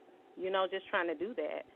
And you know, so I just wanted to get your thoughts. You know, I respect you, Eva, and you know, I just wanted to get you all thoughts on everything. Well, thank you. Thank you so much. But take care of yourself first. Don't worry about what the Joneses is doing and who they marrying and And she's right, get because your mind Erica, right.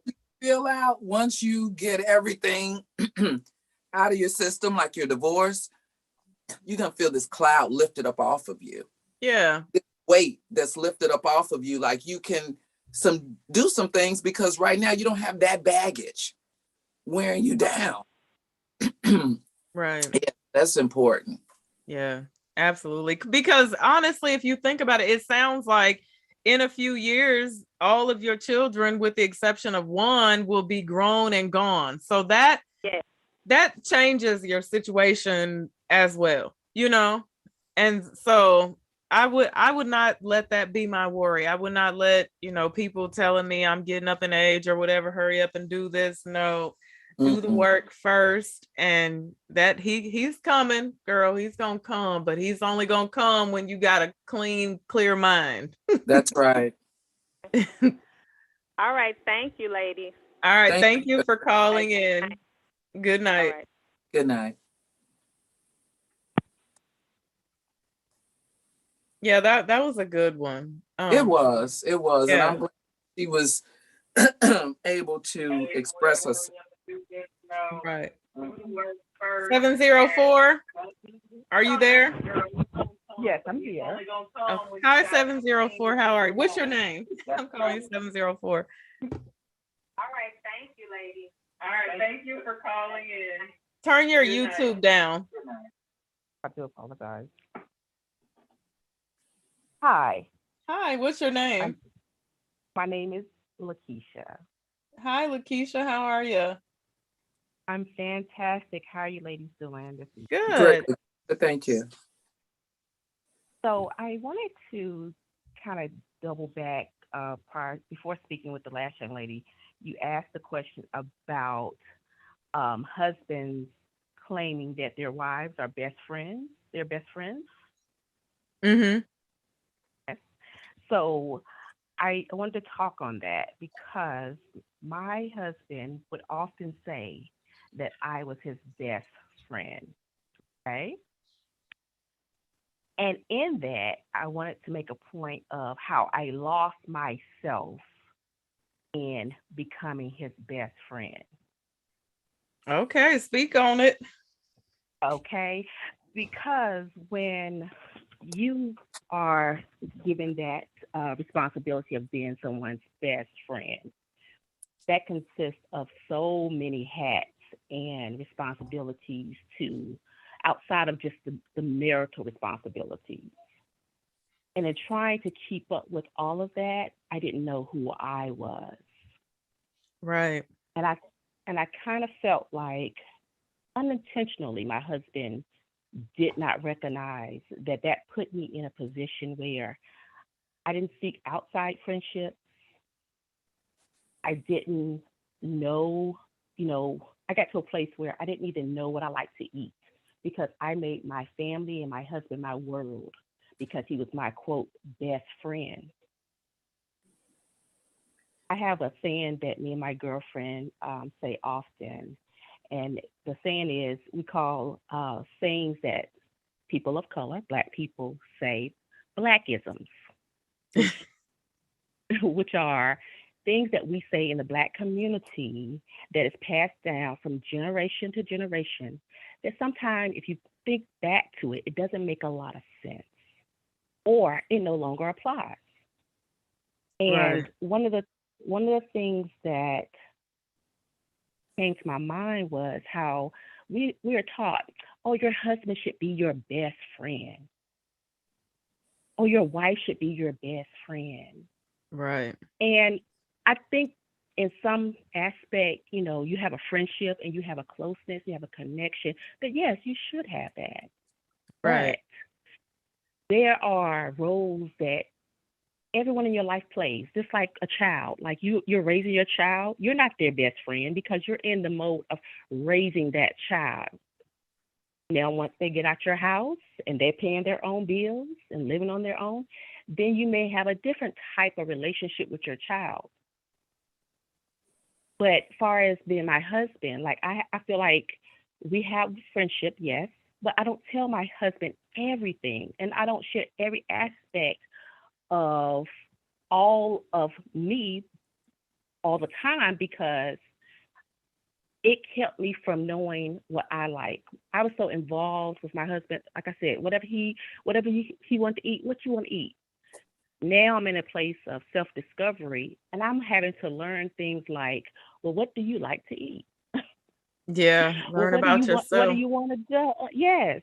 And Yeah. so it's just one of those things that it's kind of it's like the word best friend. I guess you have to look up. You really have to think about the meaning of that. But when we think about best friend, I think we think of all or none. When people say, "Oh, your Right. husband should be your best friend," and I just don't. I personally don't agree with that. I think that you have to make sure that you have people that play different roles in your life. Like for instance, my husband don't want to sit and talk about me and my girlfriends. Absolutely. So I have someone that I may have in my life that would like to talk about girlfriend stuff. Right. My husband, I garden. My husband, he'll listen to me, but at some point, he like, I don't want to hear about how the tomatoes Right. grew this week. So I have someone that plays that in my life where we could talk garden all day. Right. Yeah. Now, are So you still yeah, married to your husband? You still with your husband? yes, we've Yeah. been married for like 23 years. Right. And so that's good that you were able to cut it off and be like, hey, no, I'm all wrapped up in you, but I need to discover myself. That's hard for women to do. Few women do that. Like once we get all entangled in somebody else's life and they become our everything, it's hard for women to say, okay, now I'm going to go over here and do me, you know? So shout out to you Well, for for having the strength to do that. But yeah. Mm-hmm. it didn't come by just personal strength.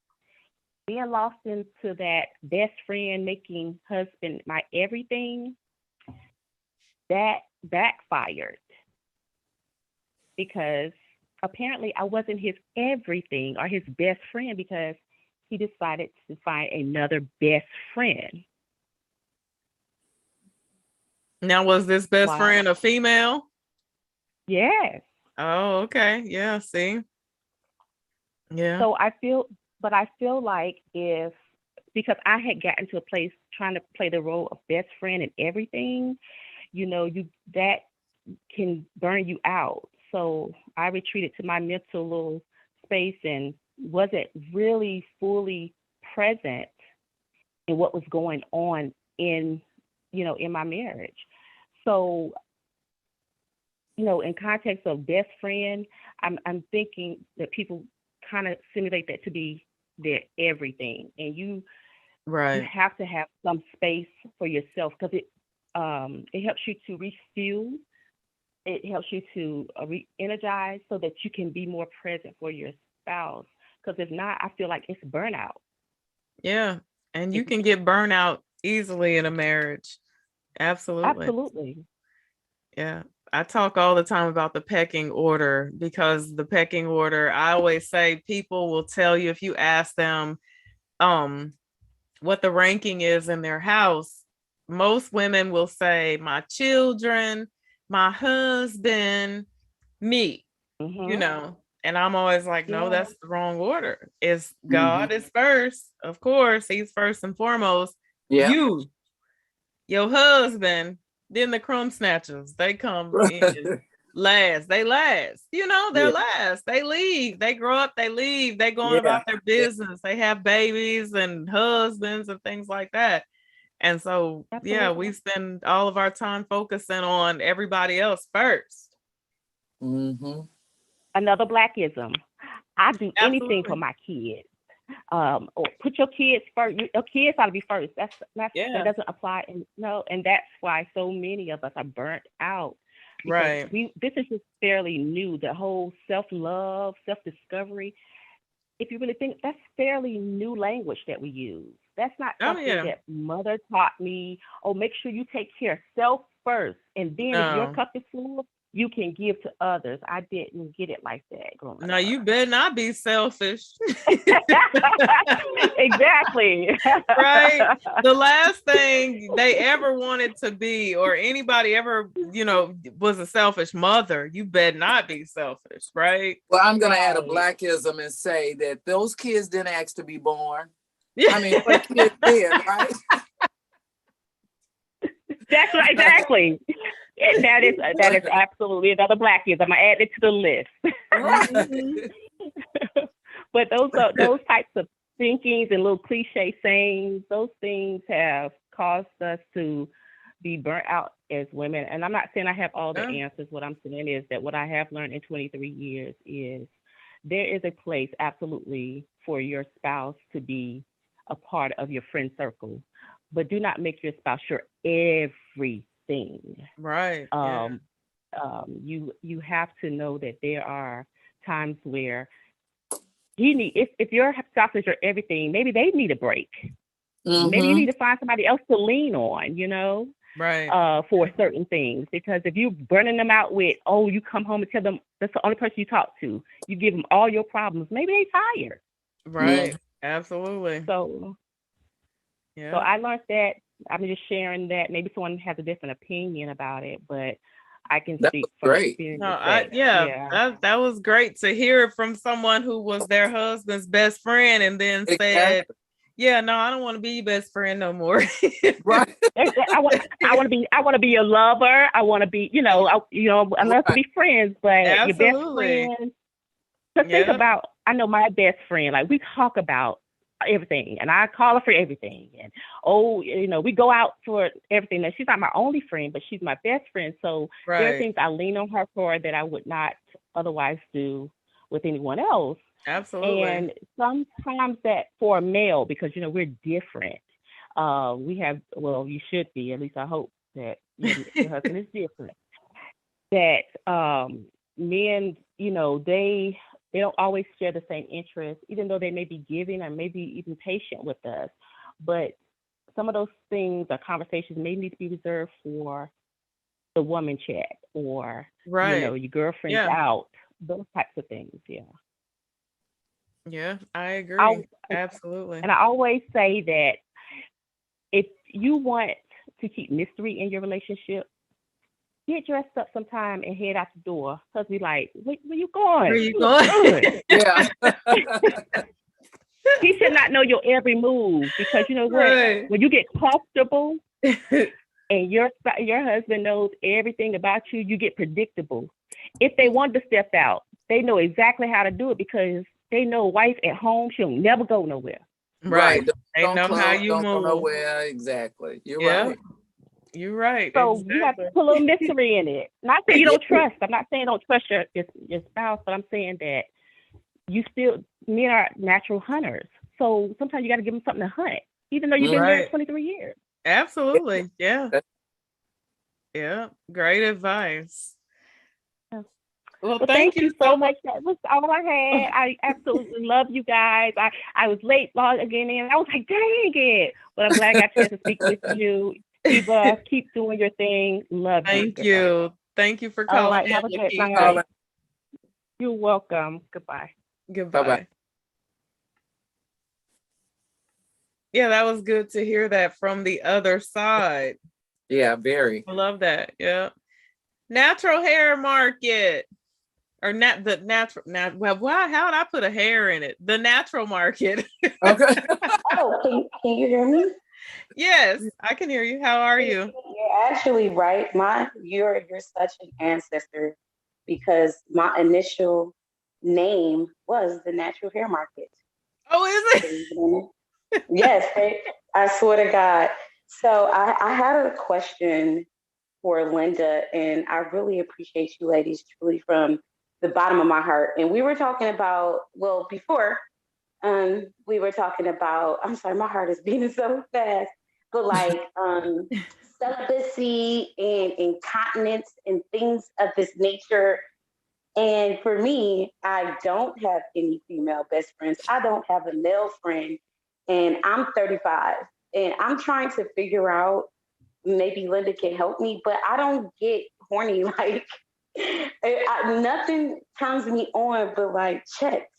Like I'm like I want to know because I talk to ladies and things like that, and so I definitely try to understand. I'm like, I'll see girls and you know they'll talk about different things, and you know you'll have those circles. But for me, if it's I want to know, is that something primal that if I figure out that the man isn't working or if he doesn't have money, that I just really don't even be nothing. Like I don't have any type of sexual feelings. Like I literally want to cry because for me, I look at sex as like a formality. It does nothing to me. You know, I found myself lying to be like, oh babe, did you have an orgasm? Like, no. When I did have sex, I don't know. It does. I don't feel like, I don't know. And I'm starting to feel crazy because like I don't have any kids or anything like that. But yeah, if I know that the guy is like kind of wealthy, or if he, I don't know, like is a good provider, that's more or desirable, attracted to me, or stuff Well, like that. that makes sense. Brokenness turn you off, child. I be like, oh my God, like, because girls will say stuff that ladies would be like, girl, I just met him, girl. And you know, some of the girls that I do know, they are, you know, millionaires, 6-figure women. And it's like, she's like, I'm gonna just have me some little fun tonight and all that. And that's like, I don't feel that way. Even when I did date, guys would be like, oh, so what do you do? If you haven't had sex, what do you do? Do you masturbate? And I'm like, no, I don't feel that desire like in my body like that. Like I don't understand the logic of men. And I just don't like, I don't know. I'm trying to figure, basically, I know I'm like rambling, but I'm trying to figure out, is that like a condition? Like if the man is broke, then I'm not, the first thing you gotta do, my sisters, I promise you ladies, you got to have some money. You gotta have it. Like, I don't care how big your penis is.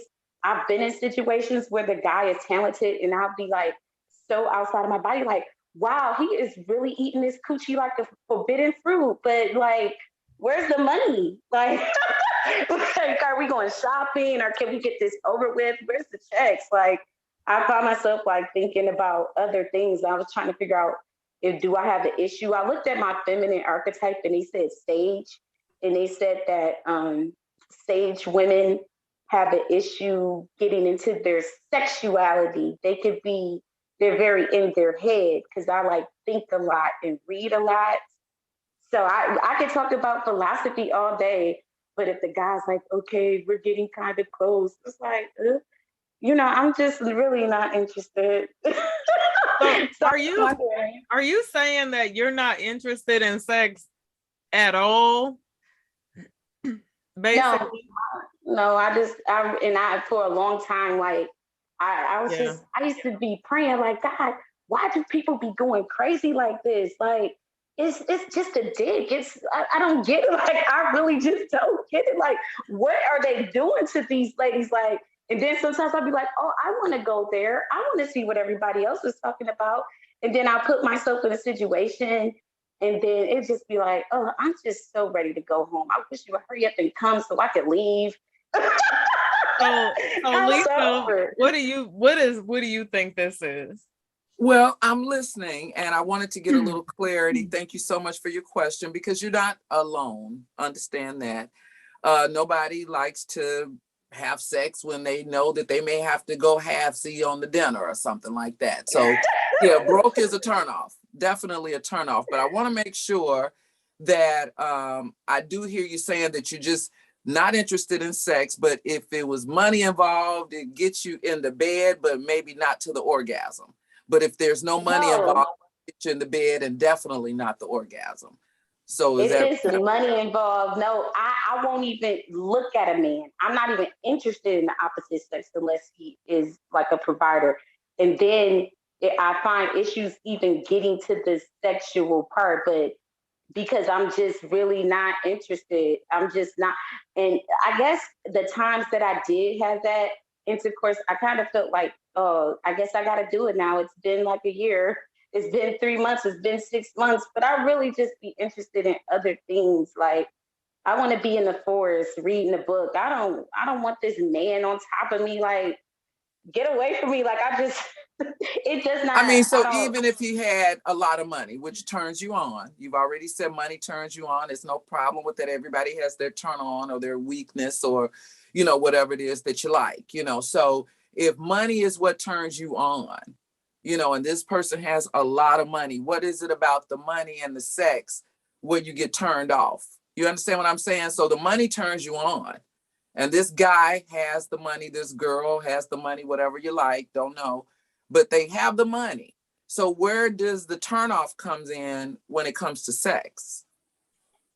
Because everybody is not going to, 1 in 4 women will never have an orgasm. You might be the 1 in the 4 in the room. You, me, Yeah, I think that's what it sounds like. You know what it sounds like to me, though, honestly? It sounds to me like it's not that you are going to be geeked up and excited about having sex with the gentleman that has the money, but there's more of a chance you're more willing to do it with him. Right. But to me, it sounds like you're just not a sexual person at all. Right. Like, yeah, I'm trying to figure out what's wrong with me. Why am I not sexual? It really is repulsive to me, and I'd rather be by myself. Like, I'm going to scare my husband off. They say that, like, because he's going to want to, like, have sex with me, and I want to be by myself. Like, get away from me. I'm like, go somewhere, like. So let me ask you, are you turned on by men and women? Or vice versa, or is it a certain sex that you may be more turned on by than the other? No, I definitely love men. There is nothing about a vagina that I would ever want to be there. I have one.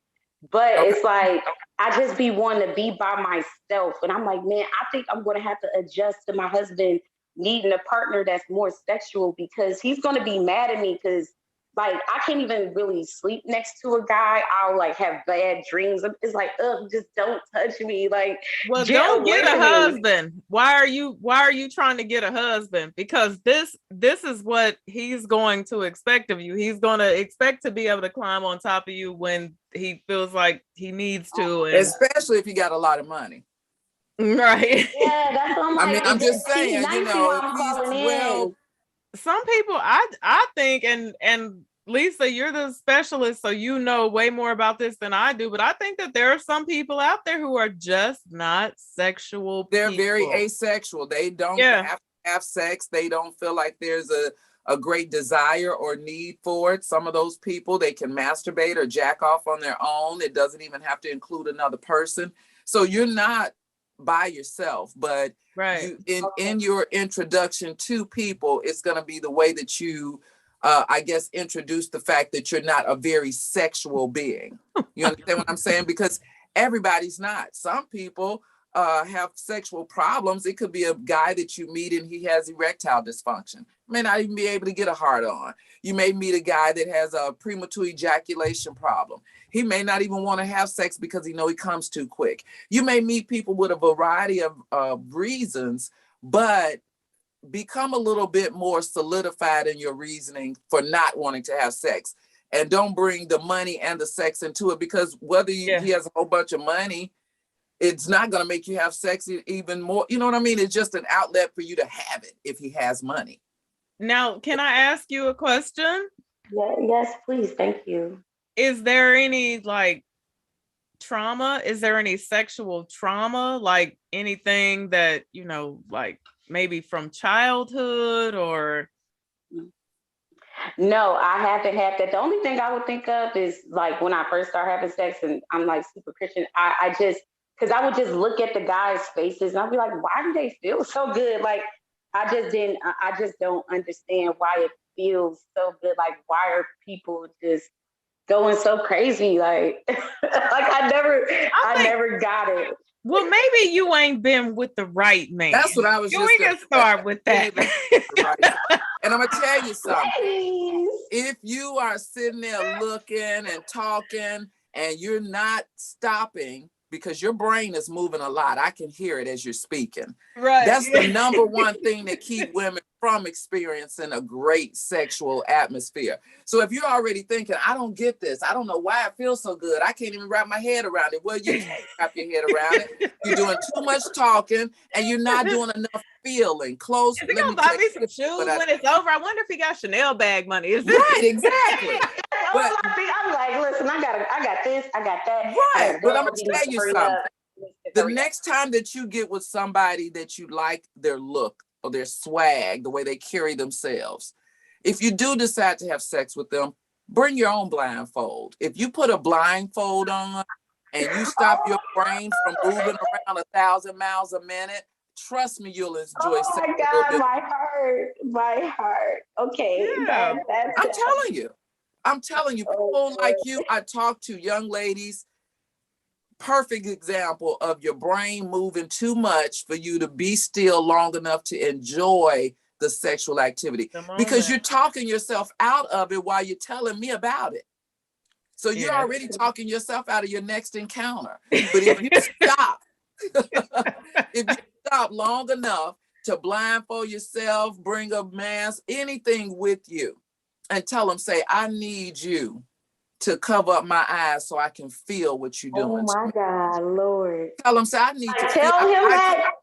Yeah. Yeah. Be attracted to him, though. Be attracted to him. That's what I said. Like his look, like his swag, and his money, like all that. And tell him, say, you know what? I need you to allow me to feel what it is that I can see or that I can't see. Oh, Lord Jesus. Yeah, stop all that talking and do some of that talking. You want me to make you what? And that's exactly, I want you to make me feel what I can't see. And put that blindfold on. And he gonna make that feel sounds it. very funny. Oh, Lord. Yeah. Okay. Yeah, you got to be a little horny. You got to be a little dirty. You got to be a little feminine. You got to be a little girly. You got to get the bag, okay? You get the bag the best way you like the bag. Ain't nothing wrong with the bag. Right. A lot of women like the bag. They don't I'm even trying know how to figure out if my...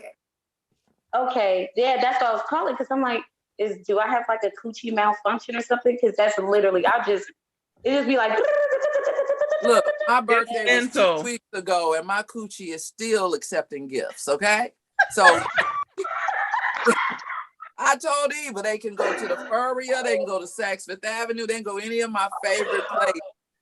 It Oh still my works. And my God. coochie gets drier when you don't do certain things. So it's nothing wrong with you. You just have Oh, to be okay. still All long right. enough to experience it. That's all. Okay. Well, I thank you so much because I really, truly, sisters, I thought I literally had a problem. Like, how come girls could just get with dusty guys and have babies and stuff? Like, my whole bottom half would just fall off. How do you do that? How do you just fuck on somebody that's broke? Like, oh my God, I'm scared. Like, But I'm I gonna But am tell so you scared. don't something. do that. Right. They But I'm got gonna those are different type of situations, but your thing is, yeah, like yeah, she said, you need a blindfold and to calm down and relax. yeah. Okay. But and I'm gonna I was say gonna say nothing wrong that. with you valuing yourself, as a young lady, the value that you put on yourself, others will see the value in you. So don't diminish your brand of who you are as a young lady, as a woman, what it is that you're willing to accept. Some women feel like they have to put out in order to get. You're the opposite. You feel like you got to get in order to put out. So you're not doing Yes, anything praise the wrong. Lord. There it is. Yes. Right. You're not doing anything wrong. It's just, it's okay to experience pleasure. And you're not allowing yourself to do that. So it's okay, even when you say, well, it was good. Next time it'll be better. And he'll be like, what you Right. mean next time? I'm going to give you a second chance. Now, after we leave dinner and do this and do that, next time it'll be better. So you don't have to shut him up to shut him down. You could bring him up to say, well, it was okay, but next time it'll be better, especially if you like the bag. You don't just get them and throw them out and all that. Right. Good time. Okay. Well, one last question. And okay, so because if a man does talk to me sexually, I'm a cutter. I don't really communicate.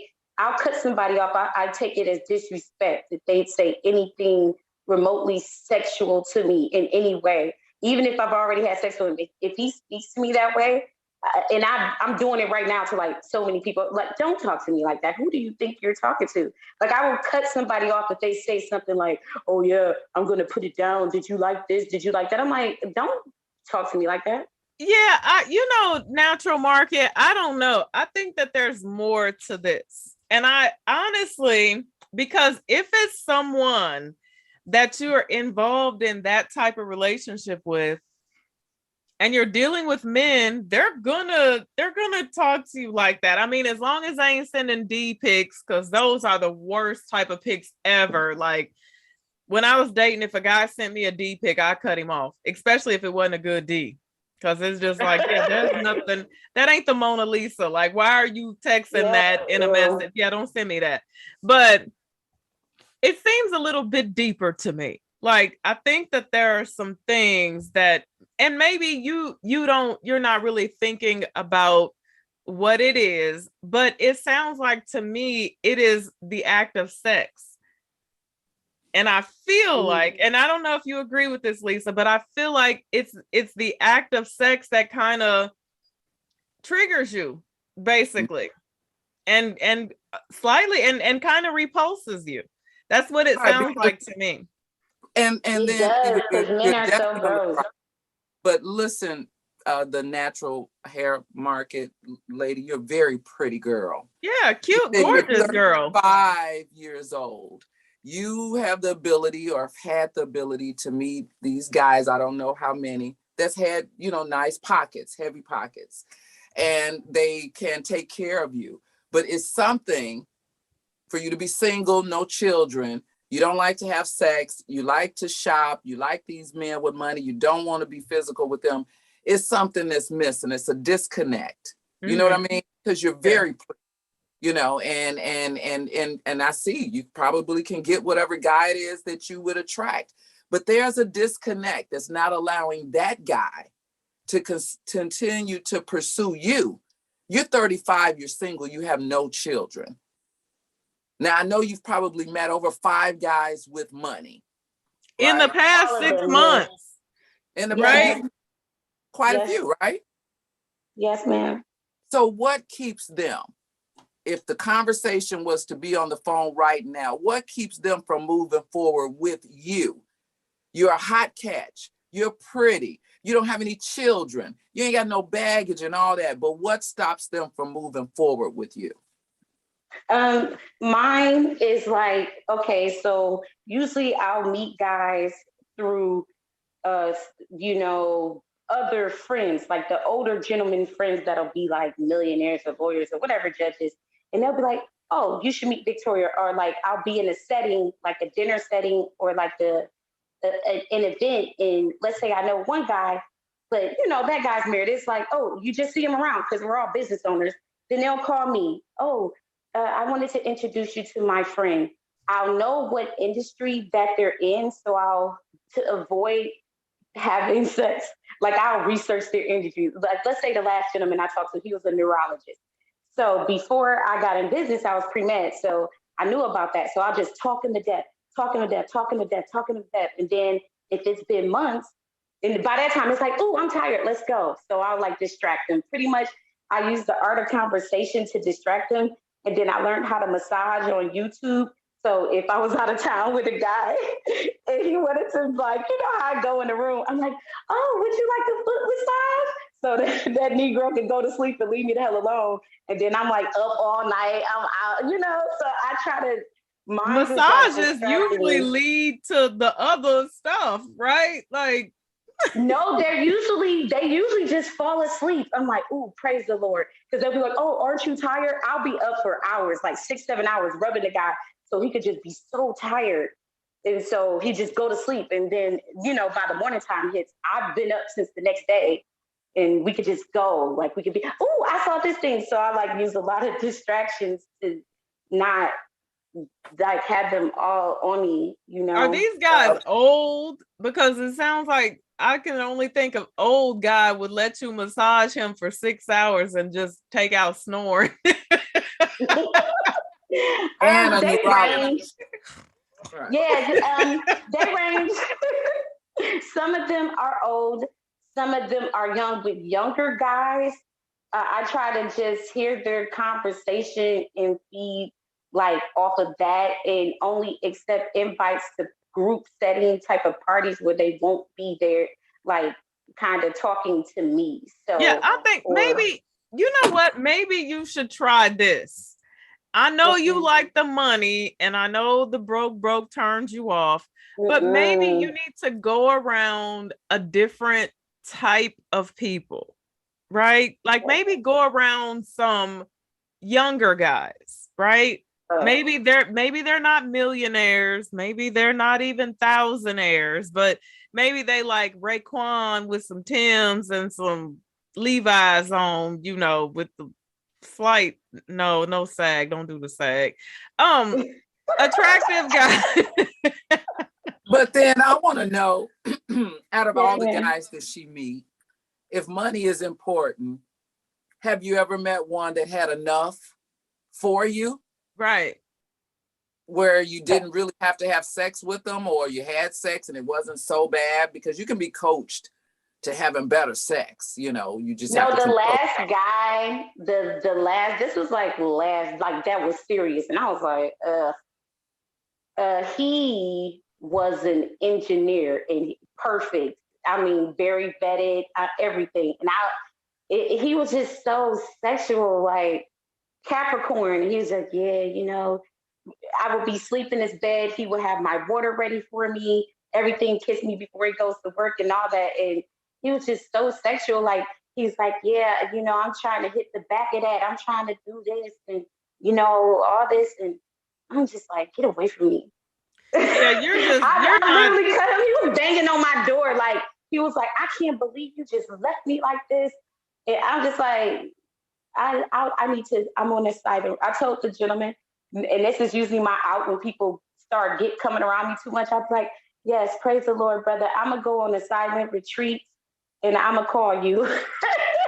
And I never call him. And he had everybody like calling my phone because I was just like, he's going to want too much sex. And I told him this. I'm like, listen, I'm not her. I know you think so, but I ain't her. He's like, you just don't know. You just haven't had, black man, you just haven't had the right deep. I'm going to show you what it is and what it ain't. I'm like, I'm trying to tell you right now, just go ahead. Yeah, if that's the case, it sounds like you're just, what is it, asexual. And that just ain't, you're gonna have to get somebody, you're gonna have to end up with Uncle Charlie, who's 73, got a lot of money, but his stuff don't work. You know what? That's what the developer said after the guy that introduced me to the guy, I guess he told the other guy, because he's like, where is Victoria? She just like, oh my God, I was about to marry her, you know? And the guy was like, I think you need an older white man. Because they're, you know, he's from the islands. So he's like, oh, I think you need an older white man to take care of you. You can't handle a black man. I'm like, no. So that's what he told me. Like the lady earlier that looks on Instagram and sees the marriage and all that stuff. I don't, while I appreciate it, I don't feel like that direction. Mine's is kind of like, I feel bad because when my friends tell me about their wild sexual escapades, I feel bad because I don't feel that way about penis. Yeah. Like, I feel bad because I'm not like, woo!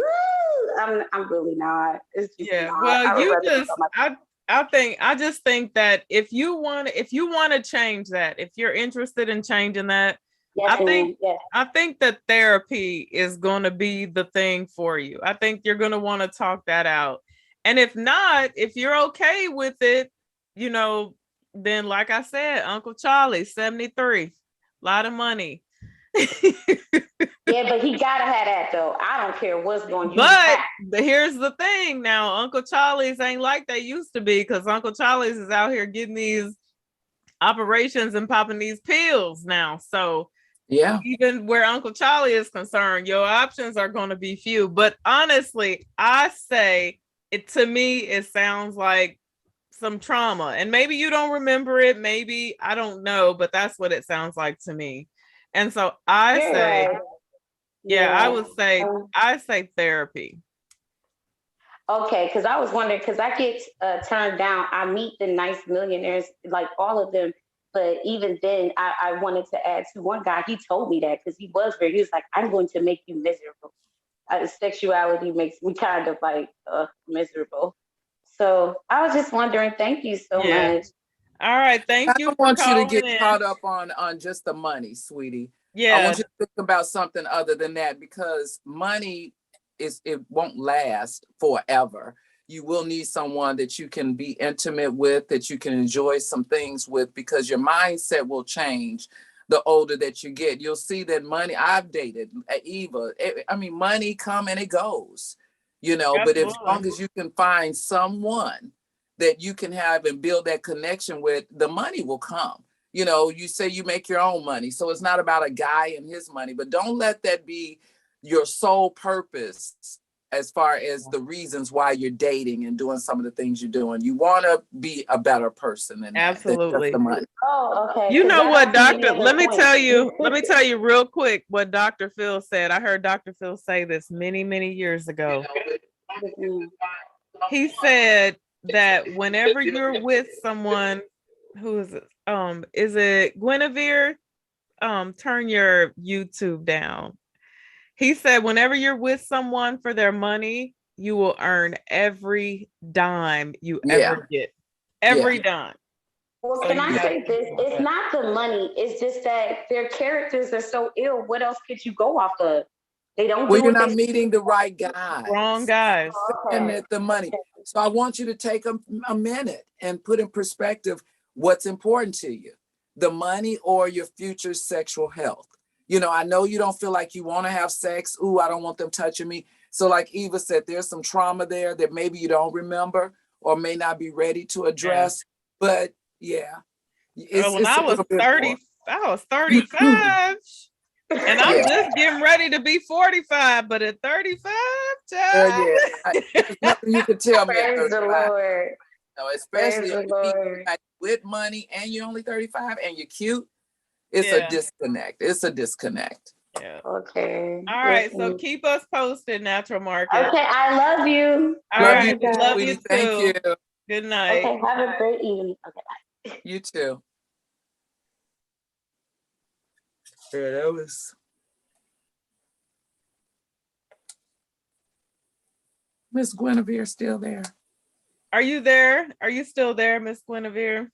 Yes, I am. Hello, Hi. ladies. Hi, Hello. how are you? Great. Miss Eva, I love you. I thank you. Miss Lisa, I just met you, but y'all are feeding my spirit tonight. Oh, well, Oh, thank you. Thank you for I'm calling enjoying in. this conversation. I Thank mean, you. truly, I heard a lot of interesting things tonight. I was a widow at 43, and it's been 9 years later, and I'm trying to pick up the pieces of my life. That's why I said broken attracts brokenness. And I'm getting a chance to really work on self. And it feels so good because I was wrapped up in my husband being my best friend, the children grown and gone. And Yeah. now I have to take care of little bitty old me. I don't even know what kind of food I like. I don't know where I want to go and things of that nature. And this has been a very interesting conversation. And I'm picking up the pieces of my life. I feel good about myself. Miss Eva, I love you, girl. The other day when you got on there and said the GF, honey, you took me somewhere. And I really appreciate you, ladies. I enjoy. And that's pretty much all I had. That's pretty All right. much it. Well, you look well, You do. Thank Guinevere. you. You look Thank you. amazing. And Thank you. yeah. And so you have now you said 9 years you've been Yes. okay. So I mean, you still look like a young thing sitting up Mhm. I there. am, girl. Look, I'm the mother of 7 children that's all grown.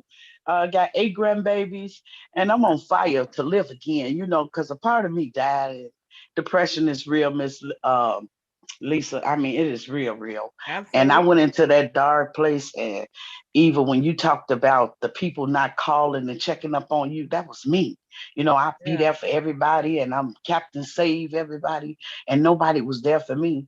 Only by the grace of God, I made it through. And then Mm. I'm in a new state, and I'm treading new waters, and I have a new perspective on my life. And that's something different I never saw coming.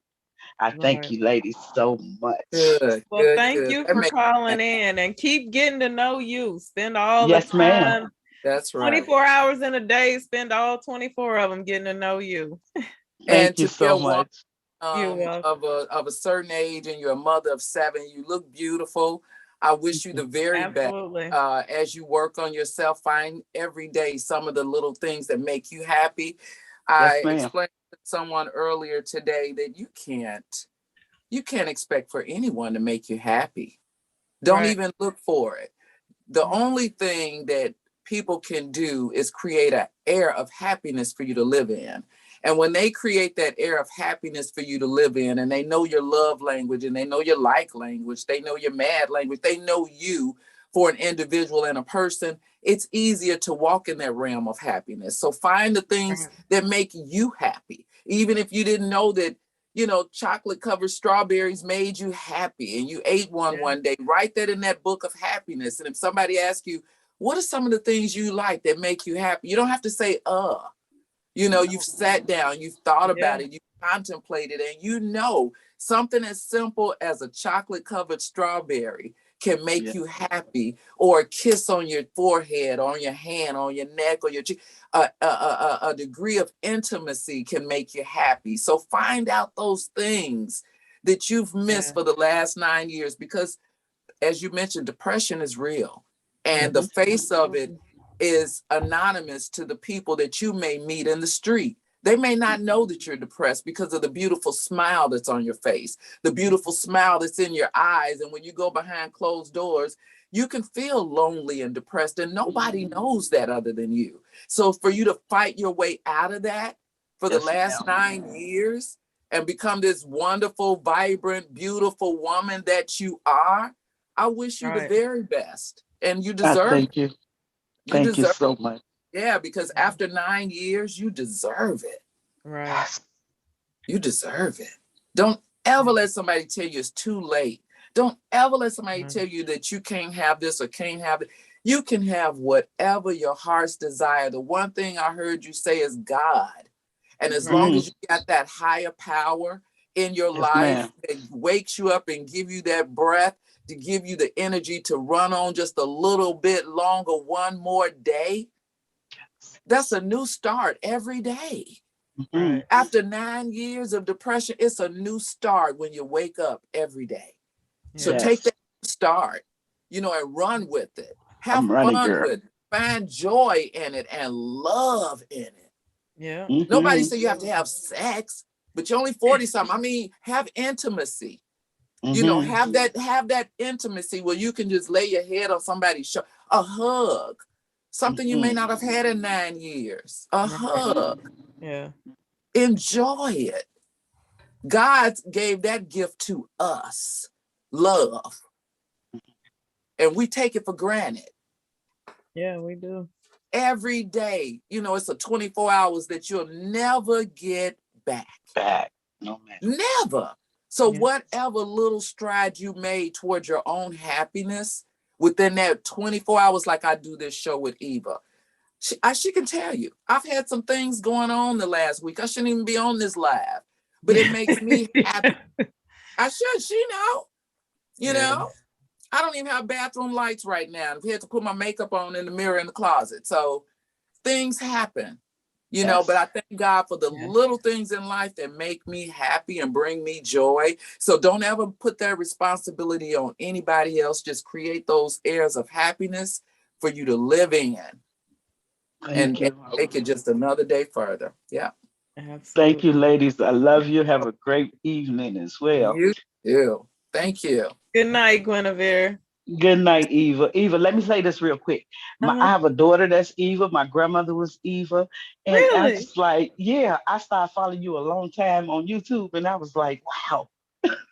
I love you, girl. I love y'all. Thank y'all Well, later. thank you. Thank Thank you. I you. love your name. I've I never do heard that too. I before. love Guinevere. Guinevere. I Yeah. love Thank it. you. Yes. Good night, Guinevere. Good Good night, night. ladies.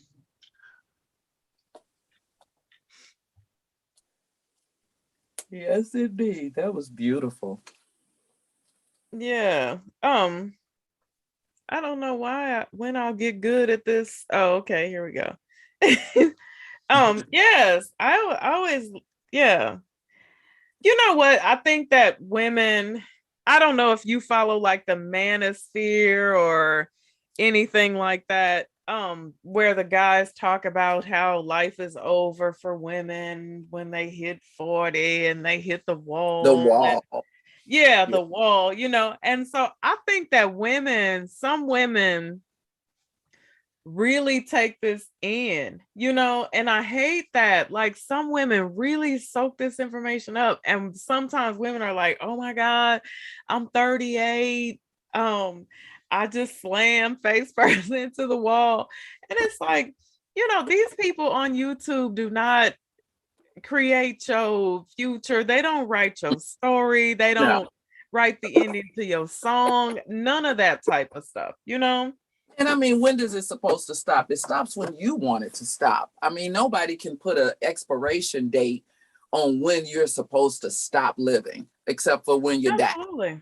Yeah, because at the end of you can't live somebody else's expectations for yourself. I mean, Now, the thing that I do preach to women is it's important to never stop taking care of yourself. You're going to have to take care of yourself. You know, you keep everything high and tight as you can anyway, you know, and stay in shape and, you know, but no, life does not end for women at the age of 40. That's just somebody made that mess up about 3 years ago on YouTube, and now that's everybody. Oh my God, right. I'm getting 40. ready to hit the ball.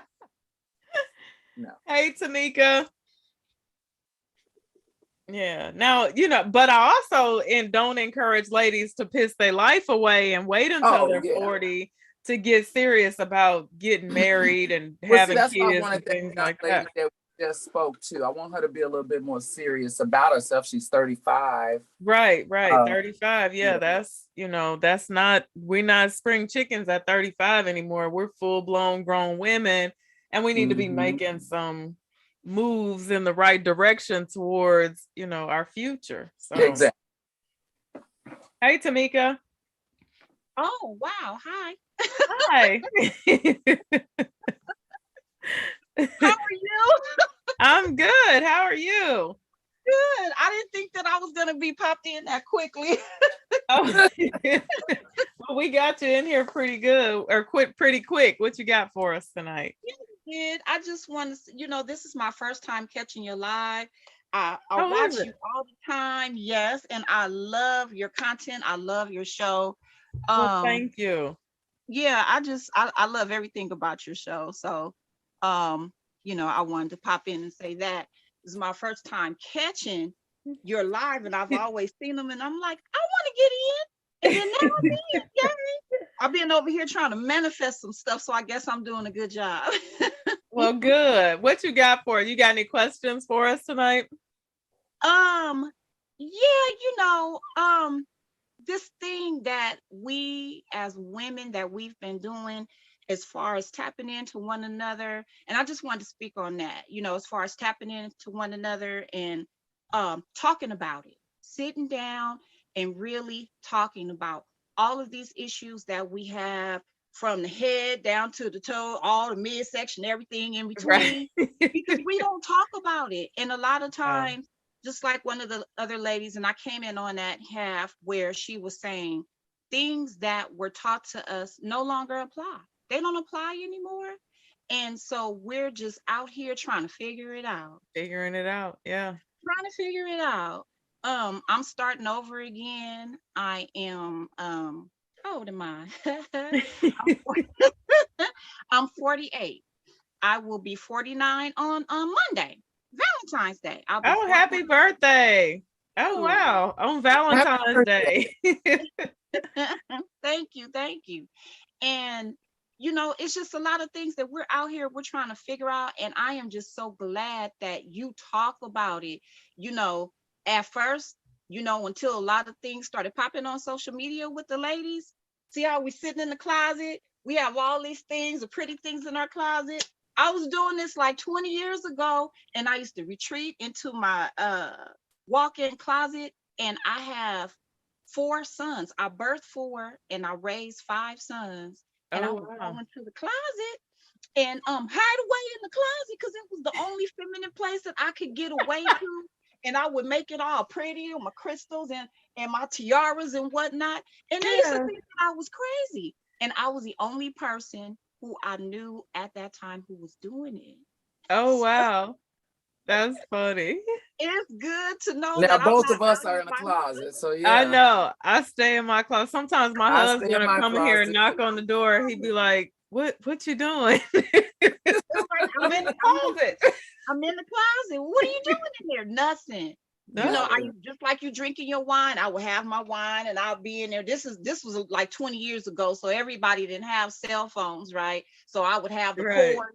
So I would have the cord, and they would follow the cord into the closet. What's like, why is mom in the closet? Is she sad? Is she depressed? I'm like, no, this is my happy place. Yeah, absolutely. Sure, It's happy my place. happy place. Yeah. So, I'm just glad that a lot of us ladies are out here and we're talking about topics that are very intimate and meaningful to us, because the men, they don't get it. They think they know, they think they get Right. it.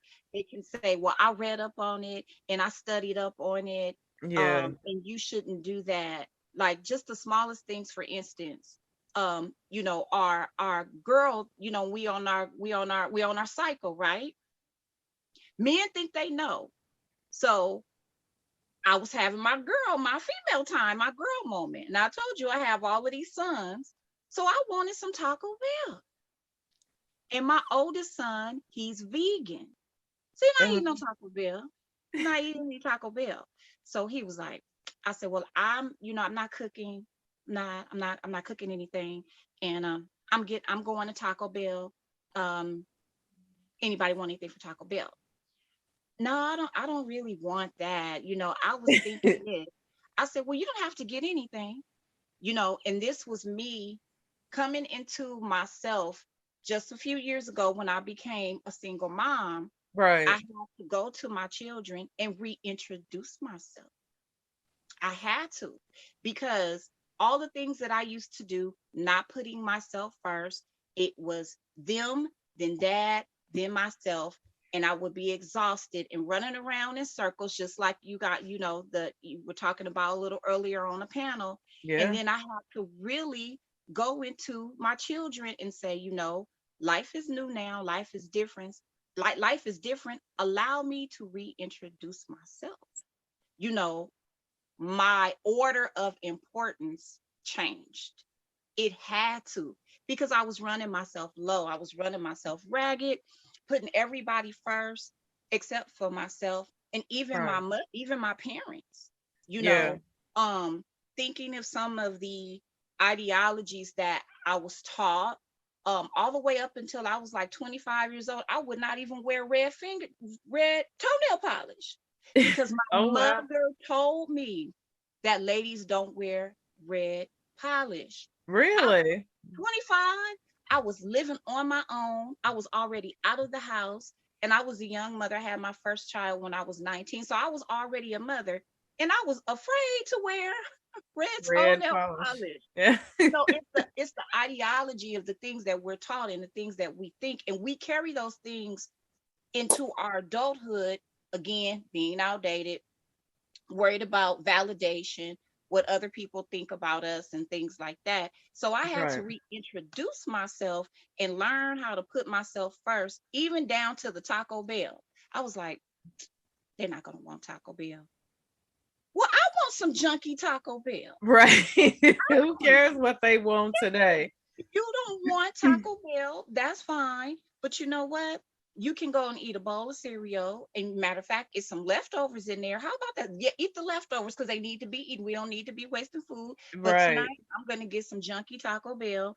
And I went and got my junky Taco Bell and I ate it till I didn't want to eat it anymore. And I was just like, I'm all right with that.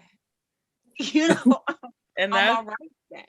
yeah, absolutely. That's how you have to be. Sometimes when we make decisions that don't include them, we feel kind of guilty sometimes, right?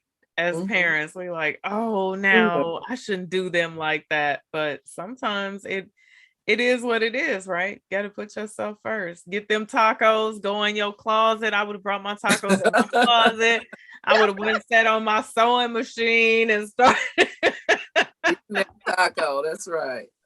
It my crappy Taco Bell. I mean, even, and you're right. Some, like you said, just go and be by yourself.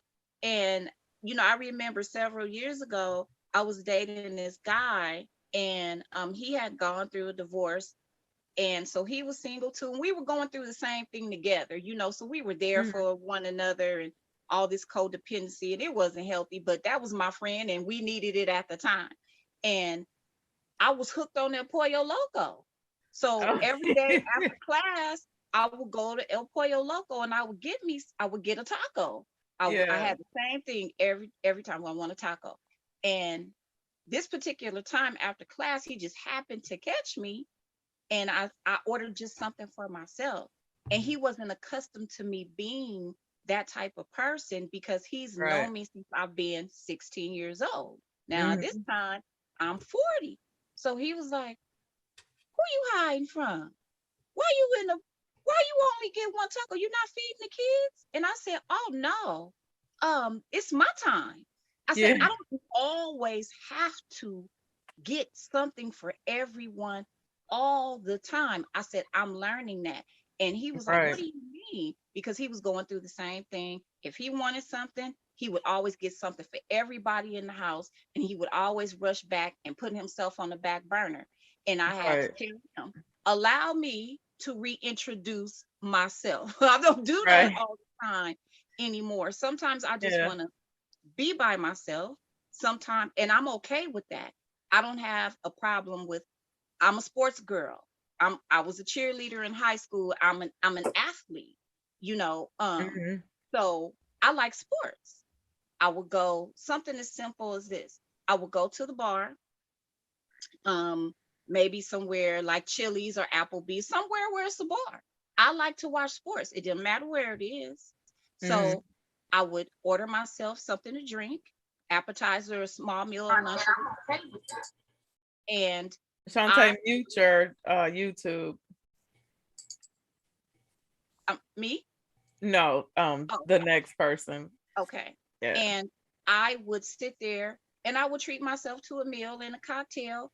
And if I would tell my girlfriends or a family member or my sister or something like that, well, is everything okay? I'm like, everything is fine. Why do you say Right. that? Because you went to the bar by yourself. I was like, girl, I'm eating. What are you? Right. You have to know how to spend time by yourself. Now, are you dating? Are you actively dating? Or are you just not? Right now, I'm not actively dating. I have emotional constipation, Eva. It takes me a minute to realize that my emotions catch up with the action later. I just got out of a relationship in August. I had to let it go Oh, in love and light. It yeah. wasn't a bad relationship. You know how it is when you get older, you hear things differently than you did 20 years ago, than when you were a Absolutely. young girl. And that's Yeah. how it's supposed to be. You're supposed to change. So right now I'm single, and I'm all right with that. Hmm. My ex, uh, really awesome guy. He just has some healing that he needed to do. We got together in the beginning of COVID. It wasn't supposed to be that way. That's not what we intended. And it ended up developing into something that neither one of us saw coming. I asked Right. him Yeah. I asked him to be my date. I was going to a wedding and I didn't want to go by myself. Really, really good friends. And I was like, hey, come to this wedding with me. I don't want to go by myself. Oh, God. And Yeah. he was he also knew people at the wedding, so it Hmm. wasn't like he would have felt out of place. And we had a great time, and people thought Yeah. that we had been dating for a long time, and it was our first date. Oh, wow. And Now, Tamika, we losing Miss Lisa here. So I'm gonna go okay, to our next caller so we can get ready to wrap this up. okay, Miss okay, Lisa, they talking about you in the comments. Are they? Well, they I have to enjoyed know. you. Thank you for having I me. woke up, look, I didn't have any electricity. I woke up at like 5 this morning. So, and with the fire in the neighborhood, it's just been a crazy. Look, I'm no, sorry, guys. I do you apologize. good. You good. I All right, apologize. Tamika, thank you so much for calling in. I hope I catch you on the next one. All right, thank you. Yes, Bye please, bye. Tamika, thank you. All righty. Hi, you guys. Hi, Eva. Hi, Hey, Lisa. Shantae, how are you? What you got for us I'm tonight? all right. Thank you so much for doing this live to both of you guys. Yes. And I do want to apologize for not having my camera on, but I'm just not camera worthy right now. So You're fine. I had a comment. I just wanted to say one comment. The lady that was talking who doesn't have much interest in sex at all. I wanted to make a comment about that. And it's also Okay. About the comment you made closely after she left, when you were saying how, the men are like, your life is over at 40 if you're a woman, that type of thing. Right. Now, to me, I kind of feel, I know that there's a lot going on with that lady. And I feel closely aligned with some of the stuff that she was saying. And I know that it might be quote unquote unpopular, okay, some of the stuff she was saying, but I feel her on some of that stuff. And I feel like she may not notice it, she may not know it, but she may feel that way partially because of just the way men are right now. And we've got these men running around, life is over at 40, that type of man. I think that is affecting the way she feels about sex. It's just, Let me tell you, can I interrupt you for just one Sure. second? I have to mention the greatest TikTok I have ever seen, because this was the only TikTok I have ever seen that I thought, you know what? You're right. I said this. We have been giving men entirely too much credit lately. Okay. This started in 2019. All right. We started giving men all this credit. Suddenly they started running shit. I don't know how that happened. I don't know when women started feeling like they lost their power. I saw this girl on TikTok and she said, y'all out here listening to all these manosphere dudes, but if you knew how many men I had dog walked through dungeons, and I said, holla if you hear me. Hallelujah. Okay. Dog walk. Look, dog walked. Okay. Now, I ain't gonna say every man I've ever been with done me right. But one thing I am gonna say is ain't no man I've ever been with done me as bad as I've done some of them. Okay. Let's be very clear about that. So women, stop this. What's today's date? It is February the 10th, 2022. Stop this. Just stop making these men feel, letting these men feel like they're running shit, because they're not. Okay.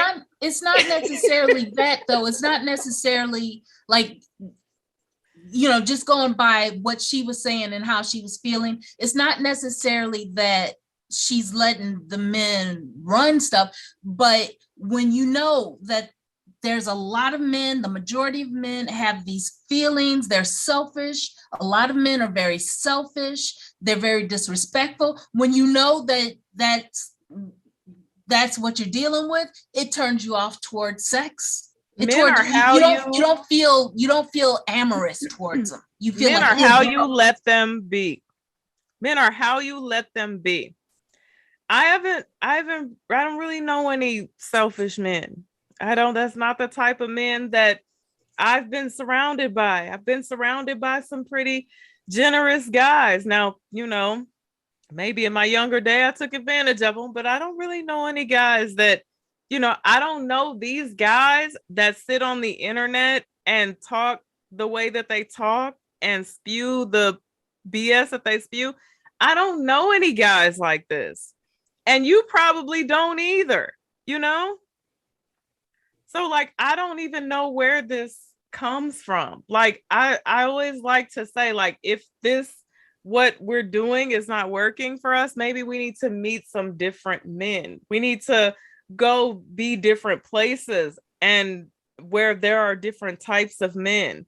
Cause I don't know these Kevin Samuels type of dudes and I don't know men like this. Let me say this. Sometimes people, they speak from a place of hurt in a generalized absolutely audience, because I, like Eva, I've surrounded myself with men that treat me extremely well. I don't know the guys that are disrespectful, selfish, narcissistic. Okay, well, fine. Maybe I've dated one with a personality trait or two, but not to the point that I'm saying that all men are dogs, hit this brick wall at 40. I don't live that life. And I had a guy say to me once that nice guys finish last. I said, no, nice guys finish what nice guys want to finish. Right. If you know you're a nice guy and you know you're doing nice things, why are you finishing last? If you know you're a good woman and men dog you out, I don't ever say that, because I've never let a man dog me out. I've never let a man be disrespectful to me. I've never let a man treat me selfishly. I've never not gotten what it is that I wanted. And I don't care if he was a nice guy. And if he didn't finish first, it's because he didn't want to finish first. He didn't want to finish. You finish where you want to finish.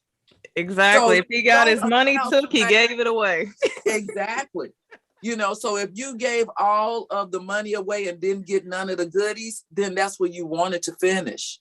You know, so I don't jump on the bandwagon with the prospect that men are bad. We want them.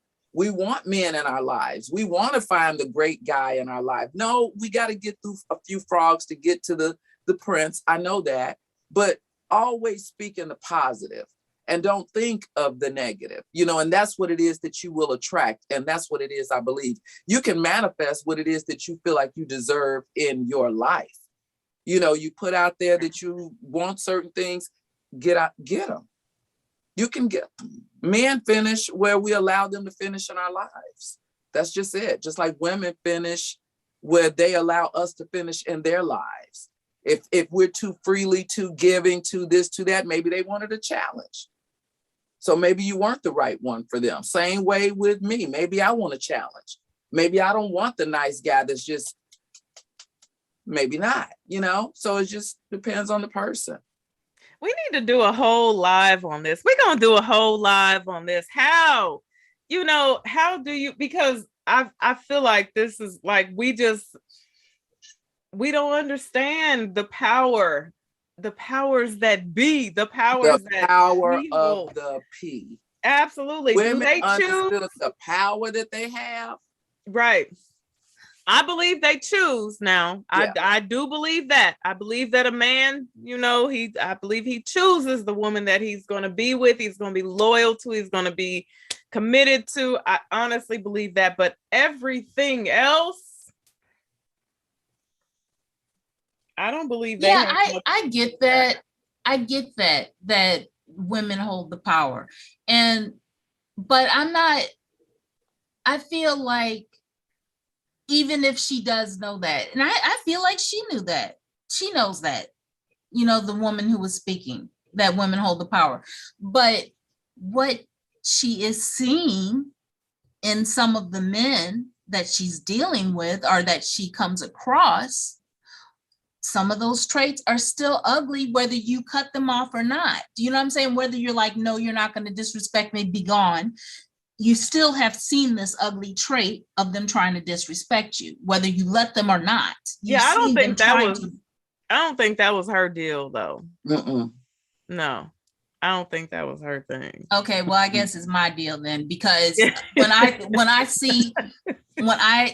keep trying to give men a chance, it's like, oh, I'll give this one a chance. And as soon as they get the chance, they're disrespectful.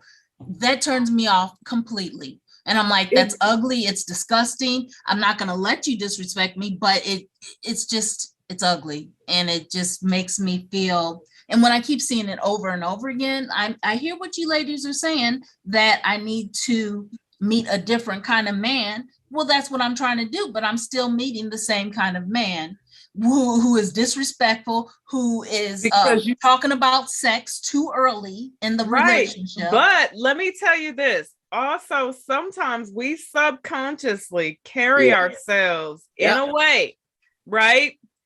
And men see it from 10 miles away. You've said that to me before, too. I have.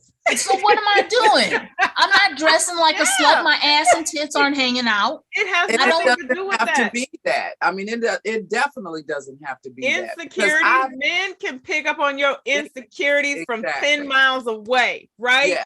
Yes. Absolutely. Right. Now, let me give you an example. I'm not sure. I don't know if I remember. It's Shantae.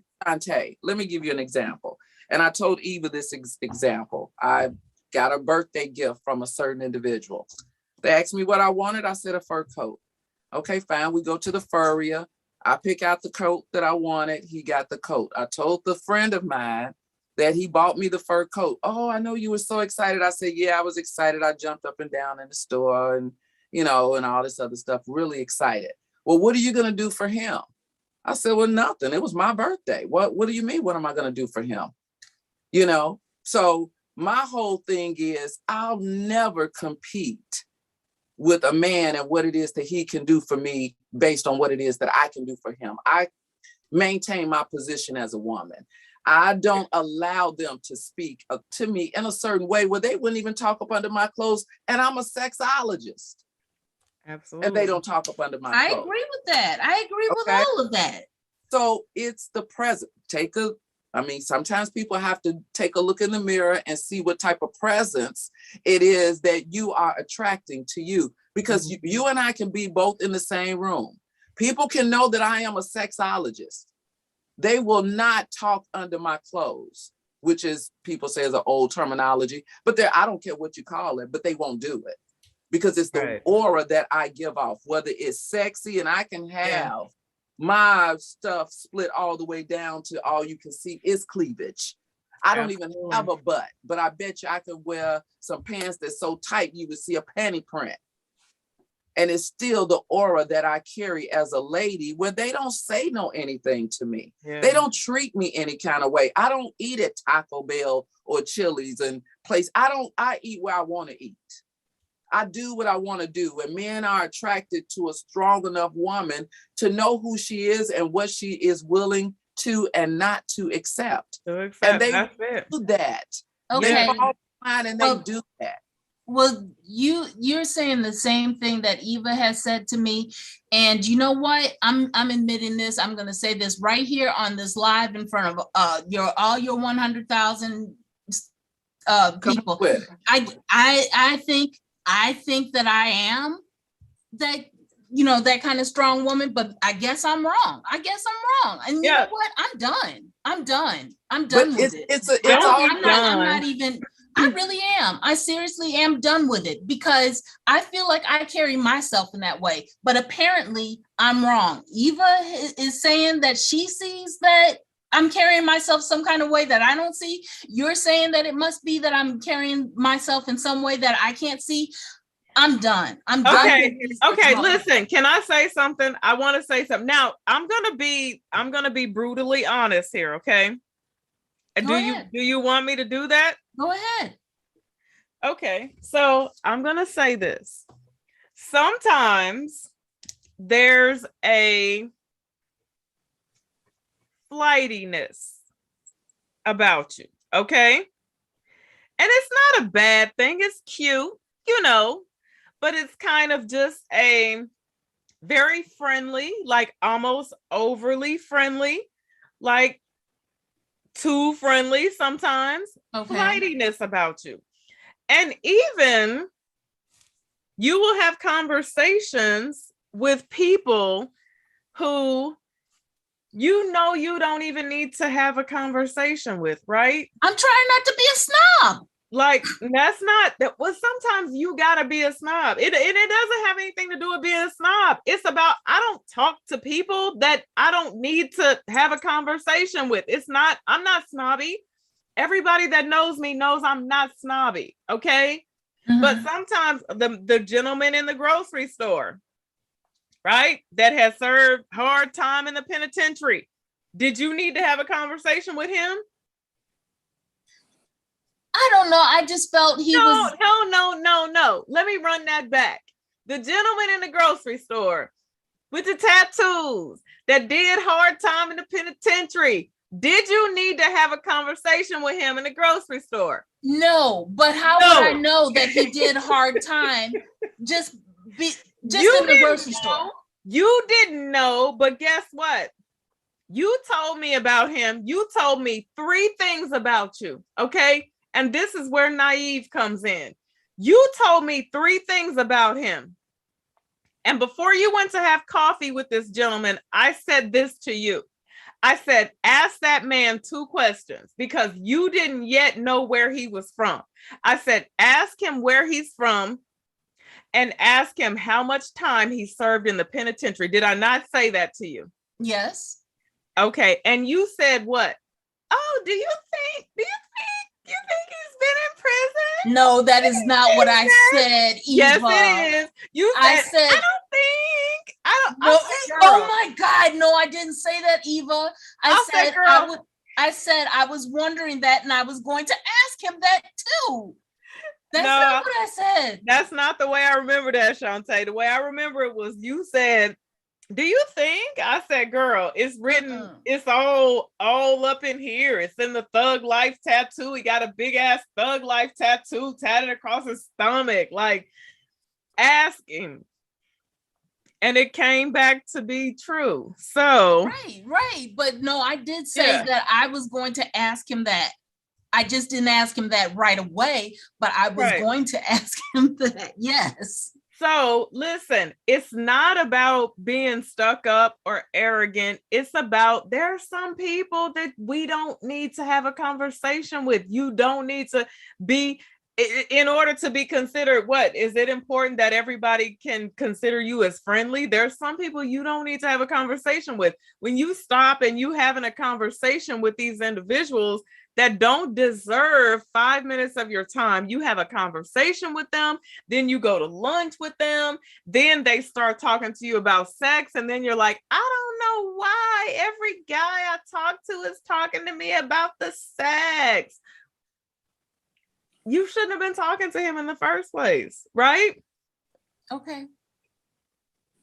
You're right. Okay. Yeah. And so it's don't give up. Don't give up.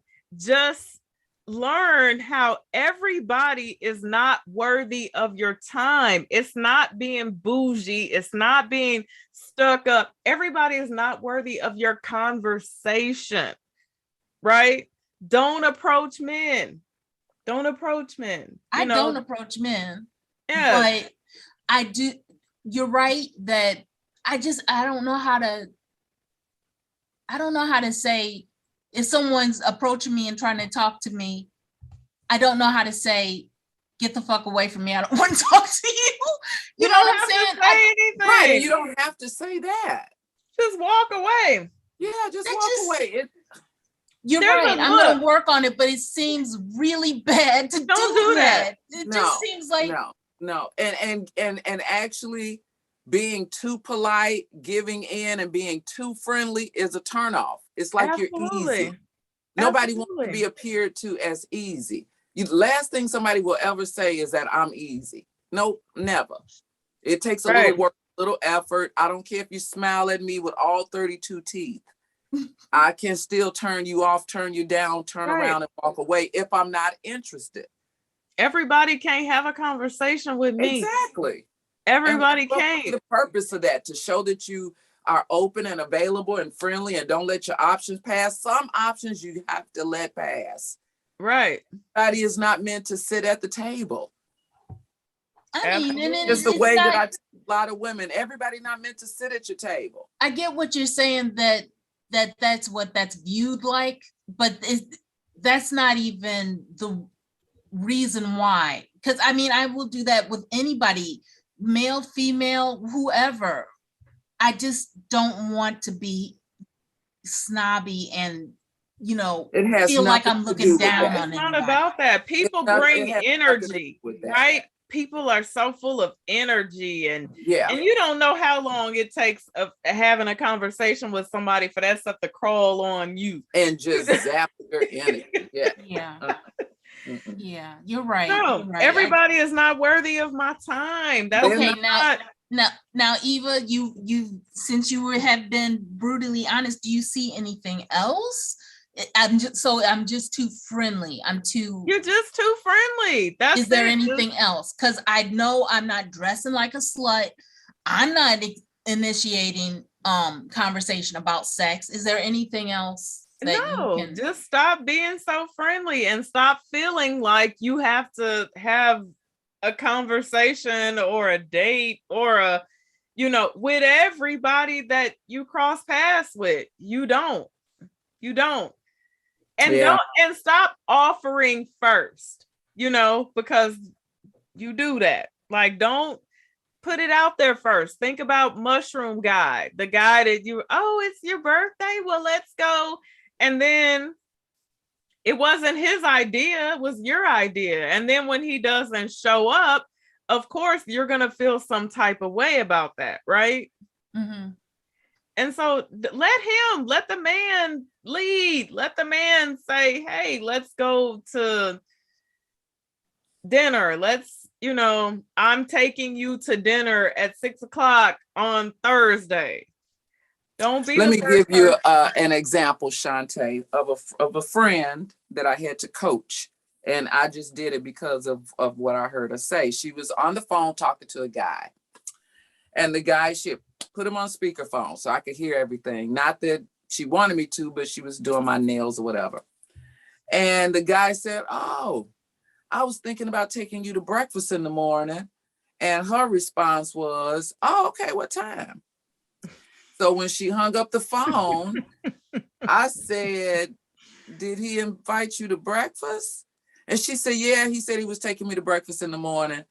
I said, okay, well, maybe you were talking to a different guy than what I heard. I said, did he invite you to breakfast? And she said, well, yeah.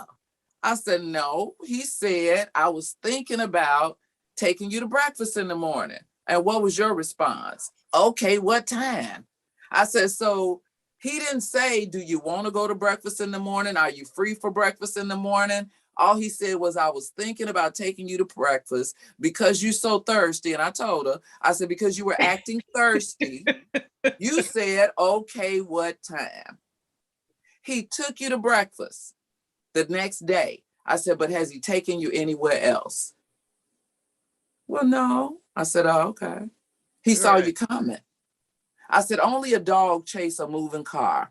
Dogs don't chase cars that stand still. So keep it moving. When they see you moving, they want to know what you got going on. I don't run after anything or nobody based on a word that they may say to me. He didn't say, I'm taking you to breakfast. He said, I was thinking about taking you to breakfast. You said, okay, what time? Absolutely. That's and like, he never took you anywhere else.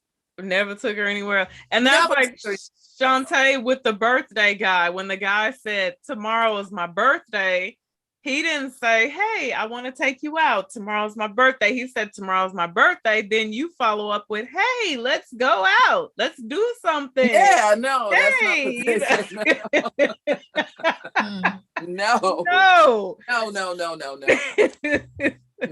No. Okay. Yeah. So just listen is all I'm saying, and try to regurgitate something where it's not leaving you the person that's initiating anything, like Eva said. You know, sometimes regurgitate what it is that they say, oh, going to dinner sounds great. What time were you thinking about going? No, don't even go there. So, oh, that sounds great. Yeah. Oh, okay. Let it go. I mean, you know, he didn't say we're going to eat steak or lobster. If he say steak or lobster, which one do you like? Well, I like lobster. Are you saying we're going to have a lobster tomorrow? You know, whatever. But don't put yourself out there like that. Because I got to check my schedule and see if I'm even available to eat lobster on a Wednesday. You know. Well, and I'm not available this Friday, but I am next Friday. Next Friday. Because I soak my feet this Friday. I soak my feet every other Friday. While I'm drinking my wine, I'm soaking my feet. Exactly. You know, and it works. Trust me, it works. We're not just saying it. It works. Yeah. It works. It really does. Yeah, absolutely. Yeah. Yeah. Okay. But all right. Well, all right, Shantae. Now don't call me tomorrow talking about you put me on. Well, you asked. No, I won't, because you like put me on blast. No, I won't, because like I said before I spoke, I said, okay, I'm going to say this, you know, on this live in front of all these people, you know, and for me, I felt like I was putting myself on blast, but I didn't mind. I really didn't mind, because I'm just, you know, I'm frustrated because I do feel like I treat myself with respect, and I feel like I feel like I ask for respect from other people too, but it's, you know, that hasn't been what I've seen. But to me, I still feel like I'm doing the right thing, because I don't sit there and take disrespect. I, you know, throw these people out of my life. I kick them to the curb when they show disrespect. My problem is that they always do. Yeah, but see, that's the problem. That's exhausting, right? Who wants to have to do that? You don't want to have to do that. You wouldn't have to do so much kicking out if you didn't do so much inviting in, right? There you go. There you go. Yeah. That sums it up. Yeah. That does. All right. So I don't know. I think there's just something in me. Maybe people called me snobby when I was, you know, very young, and I think that I just wanted to make sure that I was never being snobby or looking down my nose or not giving people a chance. You know what I mean? You're snobby. Acceptance for some reason. You want people to accept you, so you accept them. And that doesn't always have to be the case, because, I mean, you can come in contact with a ruthless person and you want to be accepting of him and you don't want to seem snobbish. No, some people you got to be unaccepting too. And a little, not snobbish, but a little off-putting. You know, you have to just be a little bit off-putting, not accepting of everybody. Everybody that approached the guy. I don't know if you guys have McDonald's in your areas where the senior citizens sit there in the mornings. Well, we have a senior citizen breakfast crew, right? They sit at the McDonald's every morning. So the guy calls me. He's like, hey, you coming over to get your coffee? I ain't getting your coffee today. Such and such and get your coffee. I got to get ready to go. I said, look, let me tell you something. If I get up out of my bed to come and get some coffee, I need you to go get the coffee, 4 creams, 4 sugars, be outside waiting for me when I get around the corner. That's all I need. What time will you be around the corner? I said, probably about 8:15. Now, I want your coffee to be hot. Tell me what time you're going to be around the corner. I said, okay, 8:15. I get there. He's standing out there like a jockey with a light post with coffee. You understand what I'm saying? So Yes. we have this little banter with each other. I would never have sex with him. He has never even offered to talk under my clothes. But we have this one loving friendship. Him, me, the other guys, they could probably be dirty old men and they talk dirty to each other, but they don't do it in front of me. Absolutely. Yeah. They don't do it in front of me. Yeah. You know, I go to the shoe shine parlor. Women don't even supposed to be in there. You walk in as a lady, the men cut it off.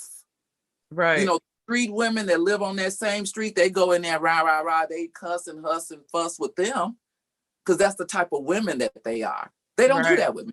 Yeah, absolutely. You know what? I talked about that before. I talked about how I worked in an environment where there were like 95% men. And how the girls that were out, you know, working with them would come in the office crying. And one day a girl came in the office crying and she said, they don't treat you like this. Cause they would, you know, ooh, look at that ass. And they didn't talk to me like that. They did not talk to me like that. I never told them, hey, don't speak to me like that.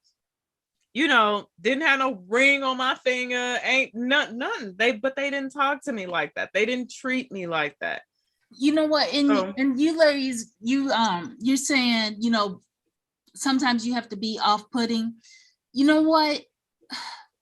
Deep down inside, I think that I knew this, but you know, just the thought of being off-putting, that would be in my head like, no way would I ever be off-putting on purpose.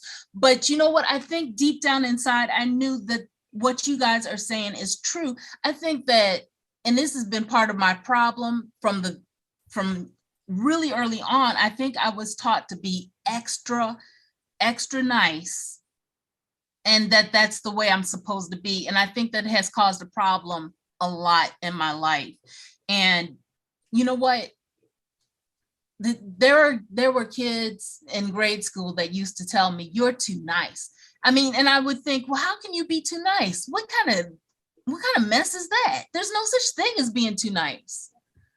But they were right, and you guys are right. There is such a thing as being too nice. But don't think of it as being off-putting, right?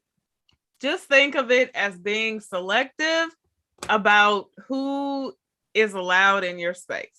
Think of it like that. It's not about being a bitch. It's not about being off-putting, being selective of who you allow in your space. That's it. I'm not going to smile again. All right. Don't say that, girl. You'll smile again. Please smile again. You know what? Of course, you have a beautiful smile. Smile again. Absolutely. Miss Lisa, it is 11:11. Oh my gosh. Okay. Which means that we have been on this live. Yes. Thank you guys so much for doing this live. 3 hours. Absolutely. Yeah, this is my longest live ever. But But it was so fluid. I didn't even think it was. Well, you know what? When the yawn kicked in, my body might have told me that it was 10 o'clock because I go to bed early, you know, but. Yeah, I think they've been checking that you was ready to go to bed since about 10:30. But then you livened up when I came on. You were like, let me help this woman. Yeah. Gave me energy. You did. But I mean, I hope the other ladies are listening, you know, and we had great conversation with each person that asked separate questions. So I don't want them to think that it was them. It's totally me, you know, got up really early, but I enjoy, like I said, sitting here with Miss Eva Monroe and her 100,000 viewers that I know are watching right minute. Well, I Yeah, appreciate you enjoyed it. coming on. I love doing this, and they log in to see you. So Yeah, well, I'll be back in 2 weeks. So yes, trust. absolutely. 2 Yeah, I'll weeks. be back in 2 weeks, and the topics will be better and greater. But these turned out Right. to be so good. I didn't Yes. know that they would be that great. So These yeah, were good. All very right. good. So thank you, everyone. Thank you so much for joining us tonight. And if you guys have questions, this video will stay up. So leave them in the comment section below. No pornography on this one. Yeah. Thank you, ladies. All right. Good night, Shantae. Thank you for calling in. Dante, and we'll talk to you in 2 weeks. Did we hurt her feelings? All Did she? right. No, she's a grown woman. Women don't get their feelings hurt. They just take the information that they were given and they use it. That's what grown women do, right? That's what they do. Absolutely. All right, Miss Lisa. Until All we right. meet again. Yes. Good night.